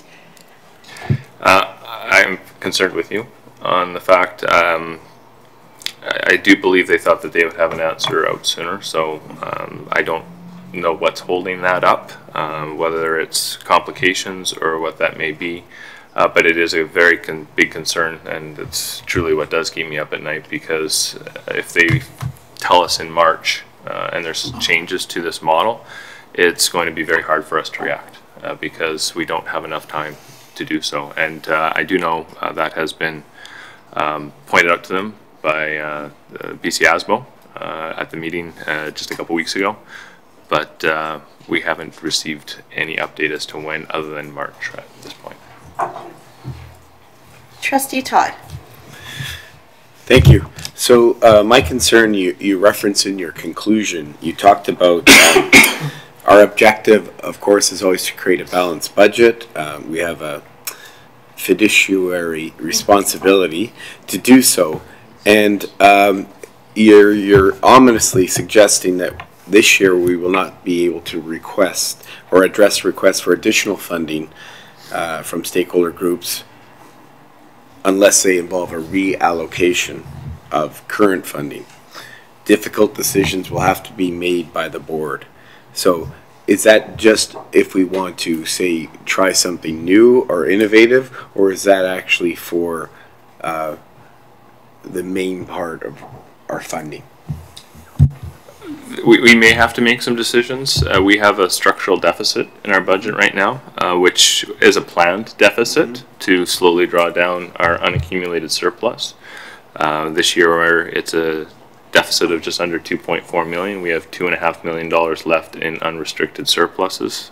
So I would like to see that 2.4 million slowly drop down into the, the $1.5 million, and so that we have a couple years to do a nice soft landing.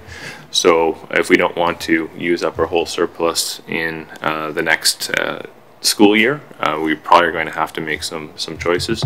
Some of that's going to dictate on whether or not we have enough student growth, other one-time factors and those kind of things, but there is the potential that if we want to start doing a smooth landing, we may have to do some decisions. Trustee Ross. Is international funding change in the wind? At one point a year or so ago, there was some discussion that districts up north were feeling a little out because they can't draw any international students up to northern BC, which I understand. So is that still currently on the books as a possibility that you know of?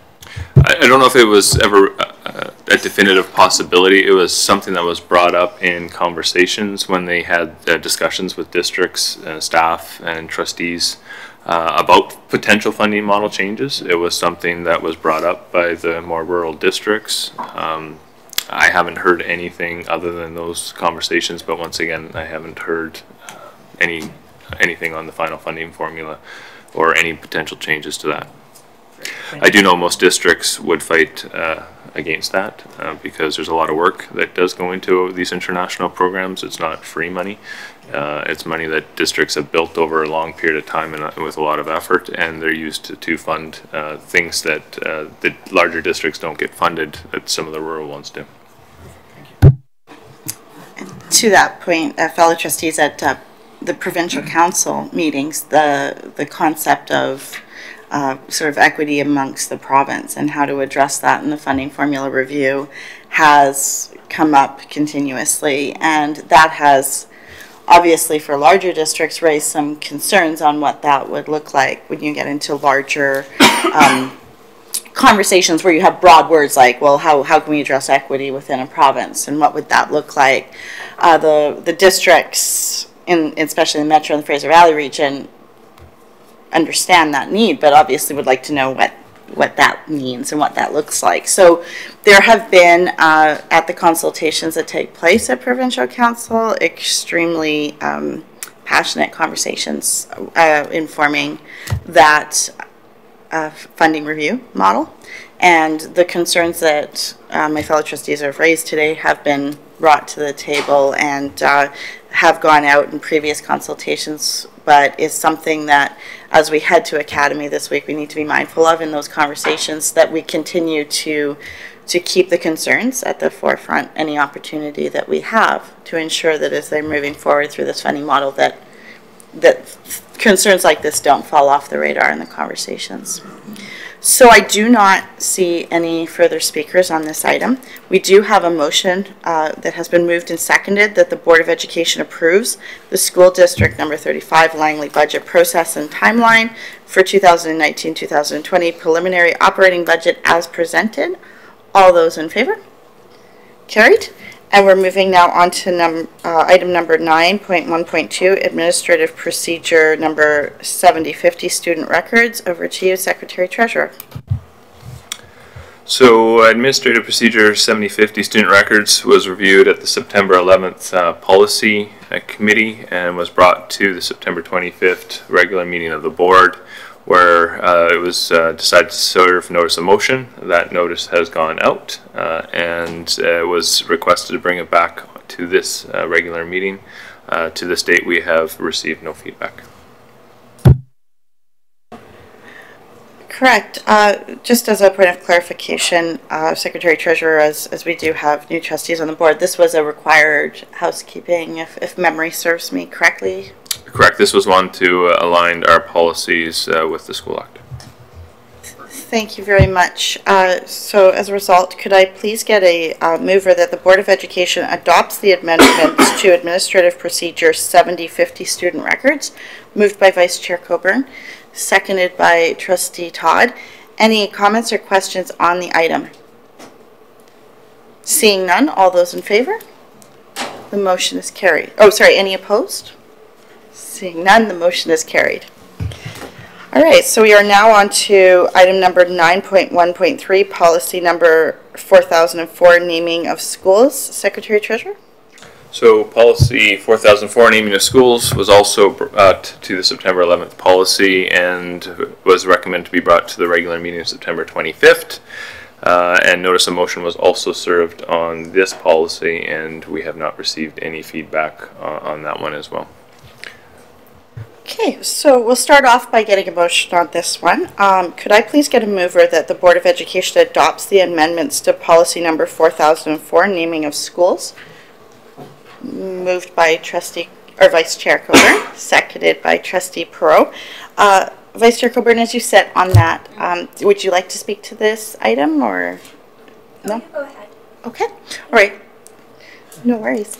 So this motion, as the Secretary Treasurer mentioned, no feedback has been received, but just for clarification for the trustees that are new to the board, this was meant to serve as a way to seek a little bit of clarity. As you develop policies and you move forward with a policy, sometimes you see that perhaps language needs to be made clearer or intent.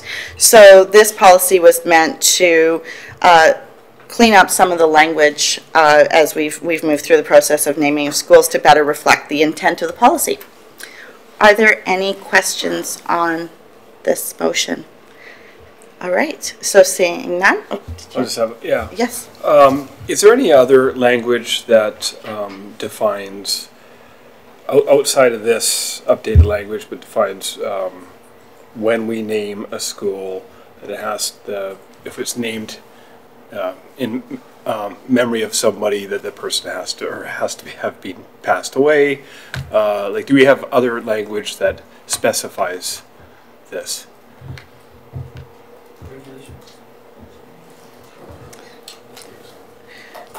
This is a little bit of it? Yeah, not specifically. Trustee Ward, we do have past practice. And in past, we've usually instituted, the person has some contribution to the area, or the person has been passed away, and if not, we must consult with that family member if the person has passed away, but we don't have specific language within this policy.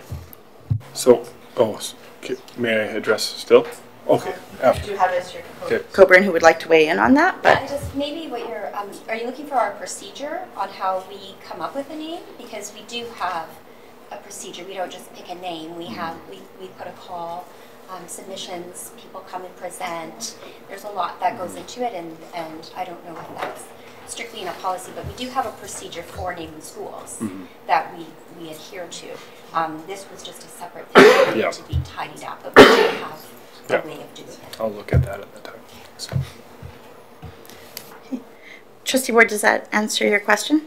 Yep, for the most part. I know there are some concerns, whether it's a township or a city or another city or school district, if you do name somebody who's alive, and if they are in politics perhaps, and then they might have an advantage there's some weird things happen, so that's why you have rules with respect to that, but I will seek to find that written somewhere. Yes, for sure. As Vice Chair Coburn mentioned, looking through the process, that usually does allow you to arrive at an answer that would attempt to look at some of the concerns that you've raised there. Okay. Wonderful. Thank you. So I do not see any other questions or comments. So all those in favor? Any opposed? The motion is carried. right, we are now moving on to our information items. So the first information item is 9.2.1, which is our final enrollment report. We will be going back to the Secretary Treasurer now.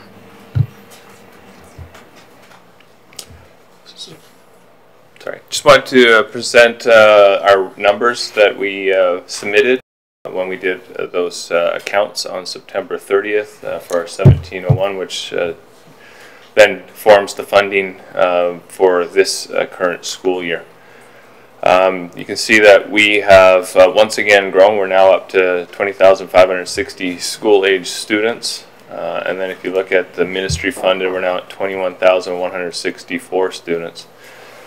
That headcount has grown, 176 students from last year, and 195 FTE more than last year. We're also up in the graduated adults and slightly down on the non-graduated adults. You can see in the grade breakdown, bit of a reverse of trends over the last couple of years. We're down a little at kindergarten and primary compared to the previous year. Grade 4 into 7, we see a sizable increase of 194 students, and 8 to 12 also growing at 115 students. So you can see the demographics of our students has a little different, and is probably better reflected in this slide here. As you can see, we've seen kindergarten growing the last couple years and has declined this year. And you can also see that we've seen some steady growth in the grades 1 to 3 starting to decline this year. Langley for the last little while has benefited from the lower cost of living and people moving out to Langley to raise their families. I think we've seen a bit of a shift in that this last year, as we saw the markets in Langley getting quite expensive, and this year the houses aren't selling quite as quickly or as frequently. I think we've seen a bit of a slowdown in that growth this year versus the other last couple of years. So we'll have to keep an eye on that. And when you'll see in the funding that we're actually down from projection, and we'll address that there. The FTE changes, you can see that the two don't correlate exactly.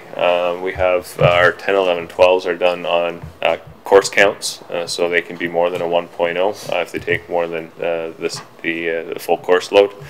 You can see that since 2011, we've grown our FTE by 1,948 students and our headcount by 1,718. You can see the last couple of years that those numbers are starting to slow down a little bit. A lot of that is because of the growth we had seen in the primary ages as well. Our program changes, you can see our core French is up. That's basically in relation to our growth. Our students are required to take that but you can see our French immersion has stayed fairly level, and as Karen had presented earlier in the evening, we once again have seen growth in our English language learners category by 64 students. One of the ones that was a bit of a shock to us was the career programs. Had a substantial decline in 48 students from 130 to 82. And so we've done some digging into that and talked to our career department, and a lot of that has to do with the economy of the industry, of the trades right now, and what they're finding are that students are being hired into apprenticeships by corporations and businesses, and are going that route instead of doing it through the school system. They're being paid because there's such a demand for the trades that industry is pulling them earlier than they do, and apparently this is a curve that we've seen in the past. When you see the boom in construction, you see the decline in the career trades programs. And we also had growth of 170 students in the special ed programs.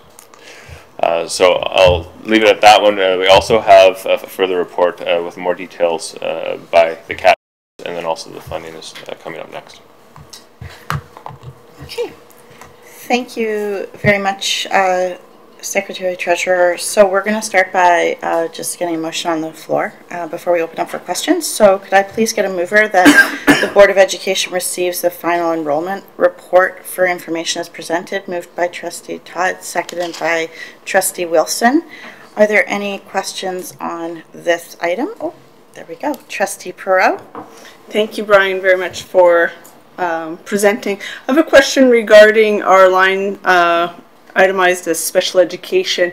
We're working very hard towards inclusive language in our district, and I'm curious as to why we're itemizing that as special ed versus inclusive education. That's just a point of curiosity. It's purely how we have to report it to the ministry. Thank you. Trustee Ross. Thank you, Secretary. Years ago, we would get a school-by-school analysis of growth or lack of growth. And I don't see that in any of the documents tonight. If it's easy enough to do, if it's a lot of work, I can live without it. But if we could have a look at a school-by-school... It's coming. It's coming? Okay. I didn't see it on here. Thank you, Trustee Ross. I have Trustee Todd.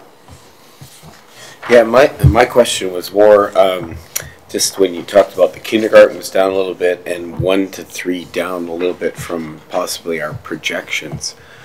I know accountants aren't guessers, but possibilities, were those students like we fully expected into our schools that didn't show up as of September?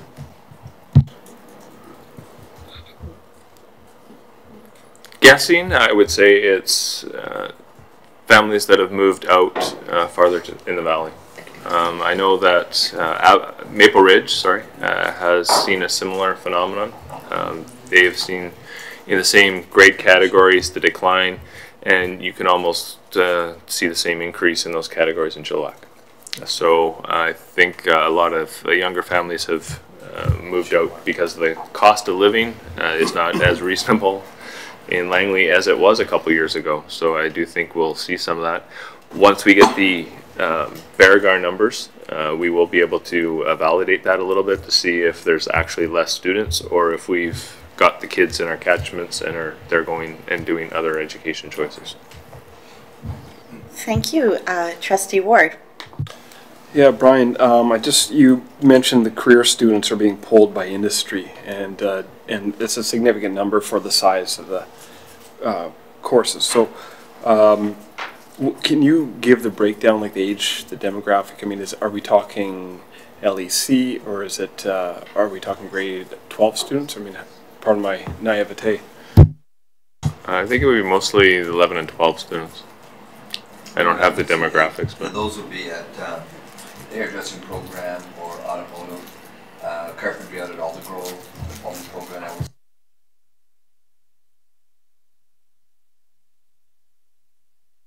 Programs, and they're typically grade 11 students.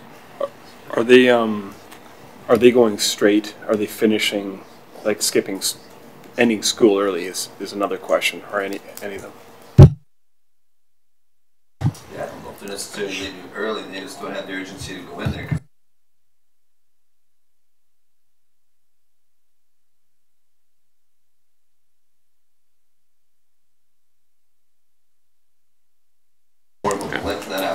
Trend, but it is the way things are right now.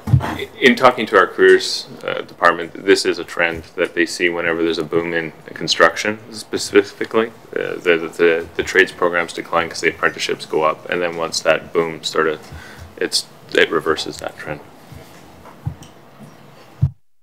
All right. I do not see any more speakers on this item, so we have moved and seconded the motion to receive the report. All those in favor? Any opposed? The motion is carried. And we are now on to 9.2.2, which is enrollment report funding update. So here's the information on how the actual numbers have compared to what we projected and the impact to our funding that'll be coming that we'll have to incorporate into our amended budget once they've finalized that numbers in December. The districts still have a duplication process that have to happen, so some districts claim the same student as us. That process is still undergoing, so these aren't definitive numbers, but they're a pretty good, accurate representation of what should be coming in our final funding for this year in December.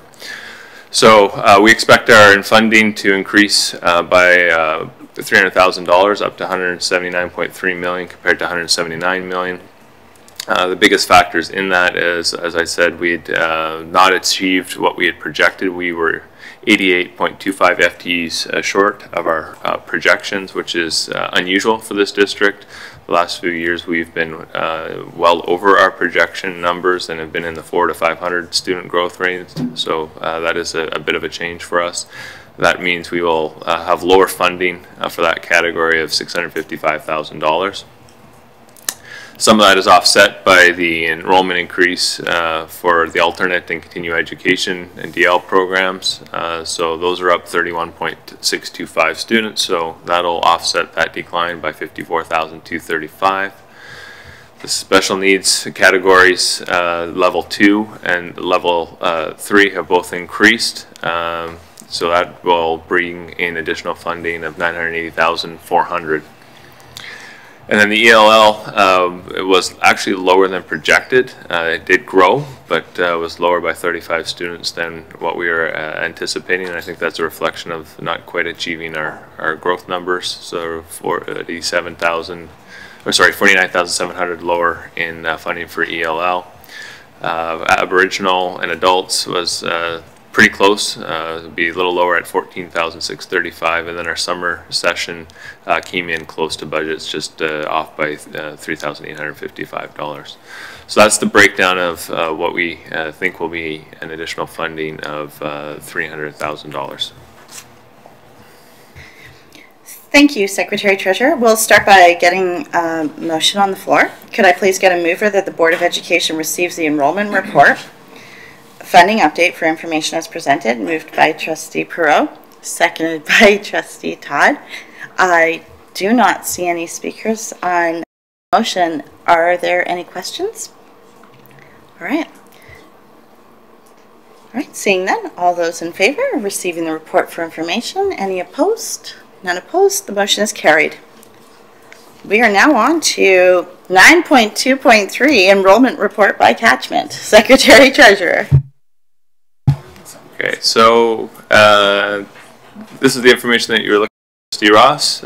So here's the report by catchment by school, so that we can see the changes in the number of students that we had as of September 30th. The first slide is the Langley Secondary catchment. You can see that Langley Secondary was pretty much flat. It's only down 8 students. Stafford grew a fair bit at 23 students increasing, and then the one that declined was Douglas Park, which kind of reversed the trend that we saw last year, which grew pretty much by the exact same amount last September. So they're back to where they were 2 years ago. So if you look, the total LSS catchment is down 4 students from last year, and you can see the international students there as well, where they're pretty much in line with what they were the year before. In Aldergrove, a very substantial decline at the secondary, and we're doing some work with the principal there to have an understanding of what has happened there.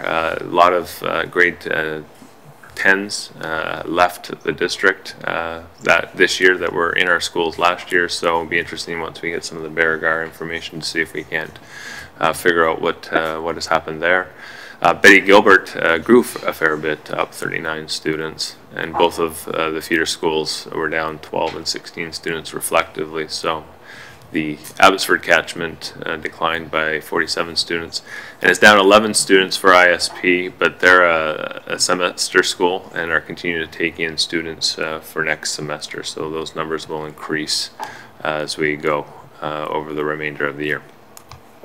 RE Mountain is up across the board. Arnie Mountain had a sizable increase this year at 86, and so did Yorkson Creek. It's one of the largest increases we've seen at Yorkson Creek at 100 students more. So they're now up to 1,100 students in that facility until the new middle school opens. Langley Meadows grew slightly. Lynn Fripps and Garnett grew 19 and 20 respectively. Bullpit was pretty much flat, which was a bit of a surprise for us. And Willoughby grew 65 students, which was pretty close to what we had projected for them to grow. So if you look there, there's 109 more students in elementary and 295 students increased in the RE Mountain catchment. So you can see where some of the changes are happening in the district. Walnut Grove, the secondary is up 50 students. Alex Hope and Gordon Greenwood are down a fair bit at 28 and 45 respectively. And the elementary as a whole has declined by 80 students, which is a reversal of the last few years in Walnut Grove. We've been waiting for that catchment to decline as the population is pretty stable there. But we seem to have been having cycling through of families, and then starting to wonder if the increased cost there, you're not getting as many families moving in when families are moving out. So we may start to see that stabilizing a little bit in the Walnut Grove catchment. Brookswood, the high school, is down 43 students. Belmont's down 16. And Noldbooth is up 18. Noldbooth is one of the areas that there has been some development in the Brookswood area prior to the new development plan that the township is working with. So we've expected some growth in that catchment area as well, because that's one of the few places that they are currently doing some building. Overall, the catchment's down 39 students. Poppy region, their high school grew up a little bit by 19. Fort Langley has declined. The others, not a big change. Wicks Brown, that's a fairly nice increase for them, 14 students up to 179. Total catchment, 30 kids up, and you'll see that the ISP is down 16, and Poppy is also one of our semester schools that's continuing to take international students for second semester, and we'll continue to do that over the next couple months, so those numbers will also grow. Our choice schools, Langley Education is down a little bit at 25. Langley Fine Arts declined this year. They had a little trouble filling their 8 and 9 cohorts, so there was some space left there. And then UConnect is up 14 students, so even our choice programs are down 37 students.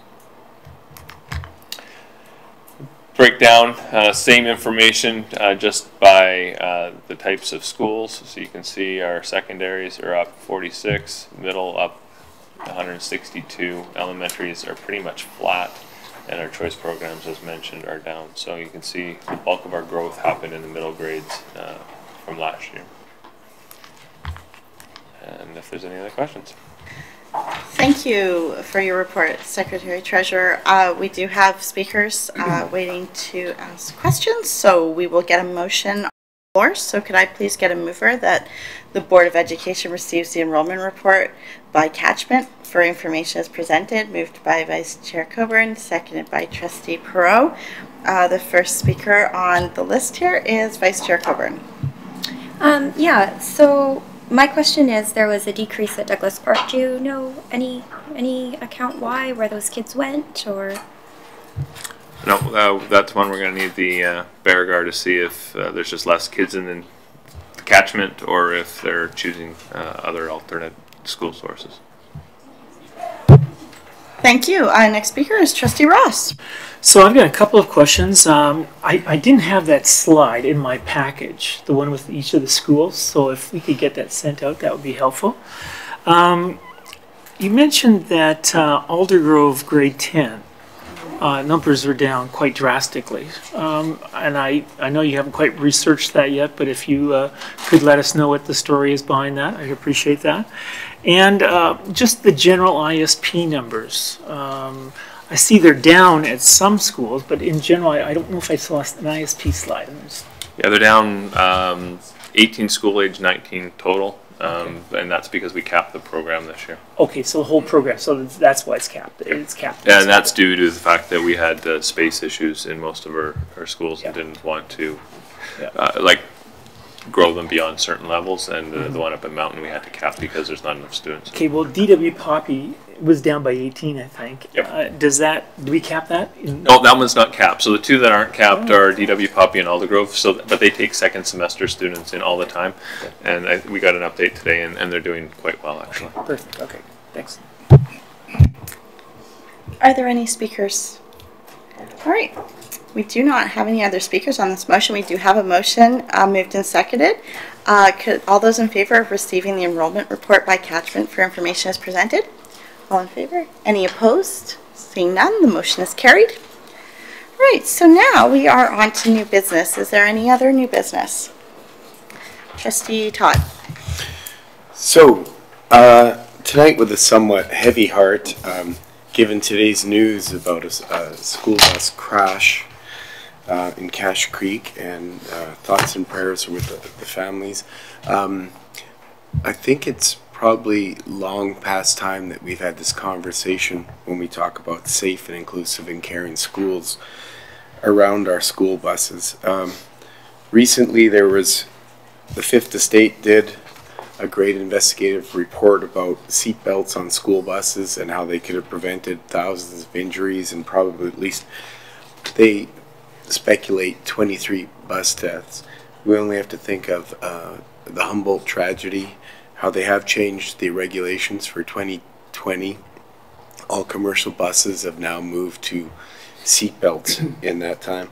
And there's a local Agassiz Harrison school bus driver who has started a petition to get seat belts on school buses. I think certainly I, as a school trustee, I take student safety very seriously, and as such, I'm asking the Langley Board of Education at the Trustee Academy that's coming up this week, and there is a place where you can move emergent or urgent motions, that the BCSTA, that's our formal provincial group, lobby the federal government so that seatbelts are mandatory on school buses, and they work with the federal authorities to do so. And the intent of this is that it goes to provincial council as a late motion. Just as a point of clarification, before we seek a seconder for your motion, Trustee Todd, that would go to the Fraser Valley branch meeting first, with the intent to have the branch endorse to go to provincial council, which takes place at the same time. Yes. Okay, do we have a seconder? Seconded by Trustee Ross. Would the mover like to speak to their motion? Well, sure. As I said, I think it's time. A lot of the stuff was based on a faulty study a long time ago that we basically thought they were safer, you know, in the seats, and that they padded the seats in front. I think it's time that we put seat belts on in our passenger vehicles. We need to have safety for our things, and I think there's technology now where I know the bus drivers are certainly concerned, how would they enforce this, but there's lots of things of making sure that our students are safe when they come and go from our schools. Would any other trustees like to speak to this motion? All right, so thank you for your motion, Trustee Todd. I believe that when you have a motion like this, it's important to go through your branch and receive the support of the other boards within our region. So ours is the Fraser Valley branch, and then the opportunity to take something like this to provincial council with our provincial association would have much more of an impact than our board roaming alone.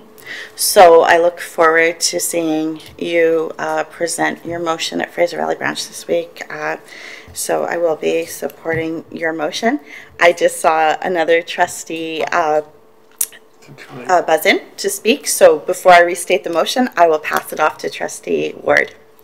Yeah, I don't know if it's too late to speak.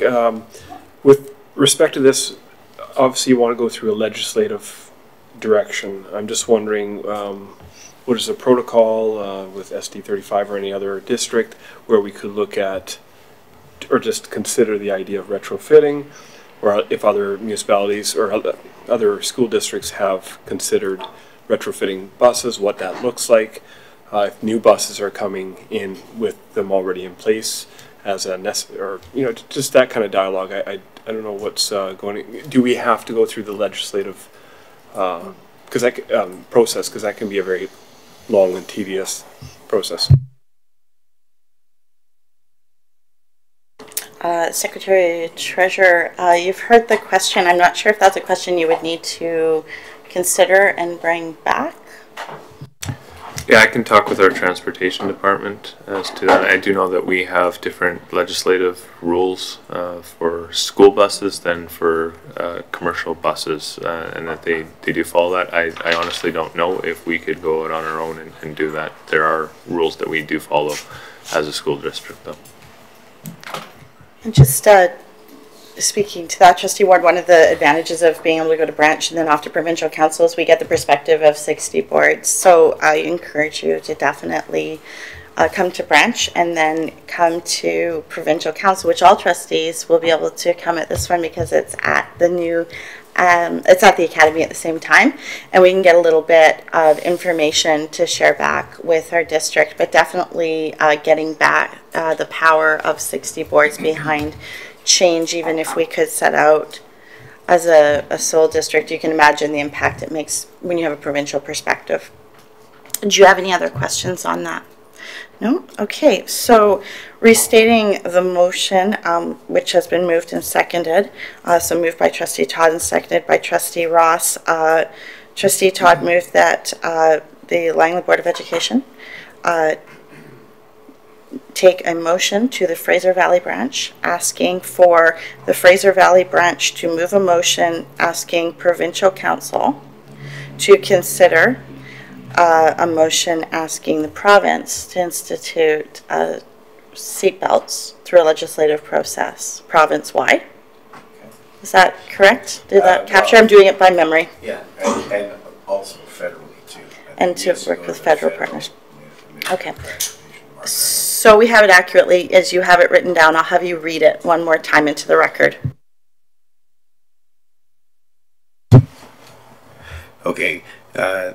Langley Board of Education Trustee Academy move a motion for the Fraser Valley branch to endorse the BC STA lobby the federal government so that seat belts are mandatory on school buses, working with the Federal Minister of Transportation to change these regulations.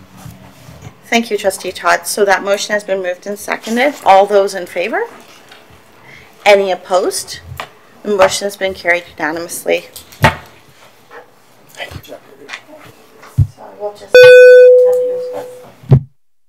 Okay, so now we are at, seeing no further new business, we are now at Trustee Comments. Trustee Comments are an opportunity for trustees to speak about any item that they wish at the end of the evening. So if Trustee Wilson's okay, could we start with you?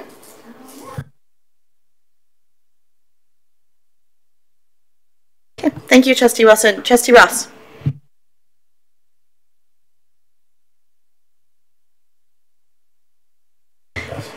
Thank you, Trustee Todd. Thank you. Again, similar sentiments. Merry Christmas to all. Enjoy your break. This is our last formal meeting before Christmas. So, and yeah, thank you. Trustee Ward. Trustee Pro. Thank you. As a new trustee, I just want to express my appreciation to be able to, and my joy to be able to sit here at the table with everybody and serve. And it's been a really great week already. I've been on a couple of committees this week, meetings yesterday, emergency preparedness and inclusive education. And it's very exciting to see what we dove into in our first meeting in inclusive education, in a very large table meeting where a lot of teaching occurred and hearts were moved and there were some significant aha moments and a celebratory moment where we're looking at moving a handbook forward, a handbook of procedures for both educators and parents, and that's been a long time coming, and so I'm very excited about that, and it's been many, many years, and so I'm thankful to be a part of this and to be able to serve our greater community on these conversations, and I want to express my appreciation and wish everybody a Merry Christmas. Thank you, Trustee Pro. Vice Chair Coburn. I'd just like to congratulate the new trustees on their very first full public meeting, and also to us regular trustees. And also, I would like to congratulate Megan Dykeman on her, or Chair Dykeman, on her chairing her first public meeting as the new chair of the Langley Board of Education. So well done, and congratulations to you. And thank you, Trustee Coburn. That's very kind. Right. So I just wanted very quickly to say that one of the things that really has meant a lot to me is my fellow trustees and electing me and entrusting me as board chair, and I want to thank each and every one of you and congratulate Trustee Coburn on vice chair. One of the things that was very important to me and I spoke about was my commitment to increasing communication and transparency as a board, and my personal commitment to my fellow trustees to lead in a trusting way to facilitate increased communication. As a result, I believe that it's prudent and important that I begin the process of a board chair monthly report where I am accountable to each of you in my activities for the month. So communication and public engagement are essential components to good governance in relation to accountability and respect. So some of the measures we've taken this month, including this board chair report, is in the pursuit of open and honest, transparent communication, would be our video spots and providing convenient access to district information through them, and also a way to stay up to date on issues in the district. But I wanted to also provide a monthly board chair report. Since this is the first one, I've made printed copies for each of the trustees, but have also asked Lori to include them in the minutes so that they are out there for the public to see. Some upcoming events that I wanted to highlight for everybody watching at home. I'm sure there's a lot, and here, which there's also a lot. We have our BCSTA New Trustee Academy coming up. It's an excellent governance training opportunity for boards, and I'm really looking forward to spending a few days with each one of you and getting to know you all better. I am very excited to say that our trustees will be participating in the Aldergrove Christmas Parade on December the 8th. And we do have a meet and greet Christmas social with the Board of Education. So come out and meet your newly elected trustees. And it's an opportunity for us to thank and wish a happy holidays to our partners and stakeholders on December the 11th. So I'm really looking forward with this board to increasing our communication and increasing the events that we have in the community and our transparency. So this is a first step that I felt was really important. So each month I will ensure that I file a report with each one of you, and so that the public can see what we've been doing. So other than that, I know that we don't have another formal meeting, as was stated, before the holidays, so I want to wish everyone happy holidays, and I hope to see you come out to our social. But thank you for spending another evening with us. So good night. We are now on to question period. Question period is an opportunity provided at board meetings for the public to ask questions for clarification. We do have the usual rules. You need to direct your questions to myself as chair and not staff. It has to be related to a topic that's on the agenda. It needs to be succinct, focused, and not be a statement. And cannot be directed to person. It must not be. You may not ask anything related to personnel or directly to an individual trustee, and it may not be directed towards contract negotiations. So as a result, do we have anybody that has any questions this evening? Oh, yes. Please make sure you state your name. And there's a button for you. Hi, Brian Coleman. I'm not sure which my role is, parent, Langley Teachers, vice president, or teacher in the district. But anyhow, my question is about the schedule for rolling out the new budget, and that was passed. If we're going back to take a look at it, the public consultation was towards the end, and I think it was just before third reading. So my question would be, you know, knowing that consultation is really important and having feedback from the community, would the feedback from that public consultation allow for any amendments to that budget before it was finally passed at third reading? That's my question. Okay, thank you. Secretary Treasurer, would you like to answer that? The board can always change the budget right up to the third reading, so that is a possibility. We wait that light in the process so that we have something to share with the public as to what the budget looks like, so that they can provide comments and feedback with what has gone for the first and second reading. Thank you. And as the Secretary Treasurer said, we do consider all feedback right up to the end process as a board. So we've considered feedback that's come out of the open house, and do have updates that go on throughout the year at the public meeting, at our regular meetings. So there is opportunities for, as you receive updates, to provide feedback then too, of course. So thank you for your question. Any other questions? No? All right. So seeing none, could I please get a mover that we adjourn at 9:20 p.m. Moved by Trustee Ward, seconded by Trustee Wilson. All those in favor? Carried. Have a wonderful night, everybody. Thank you.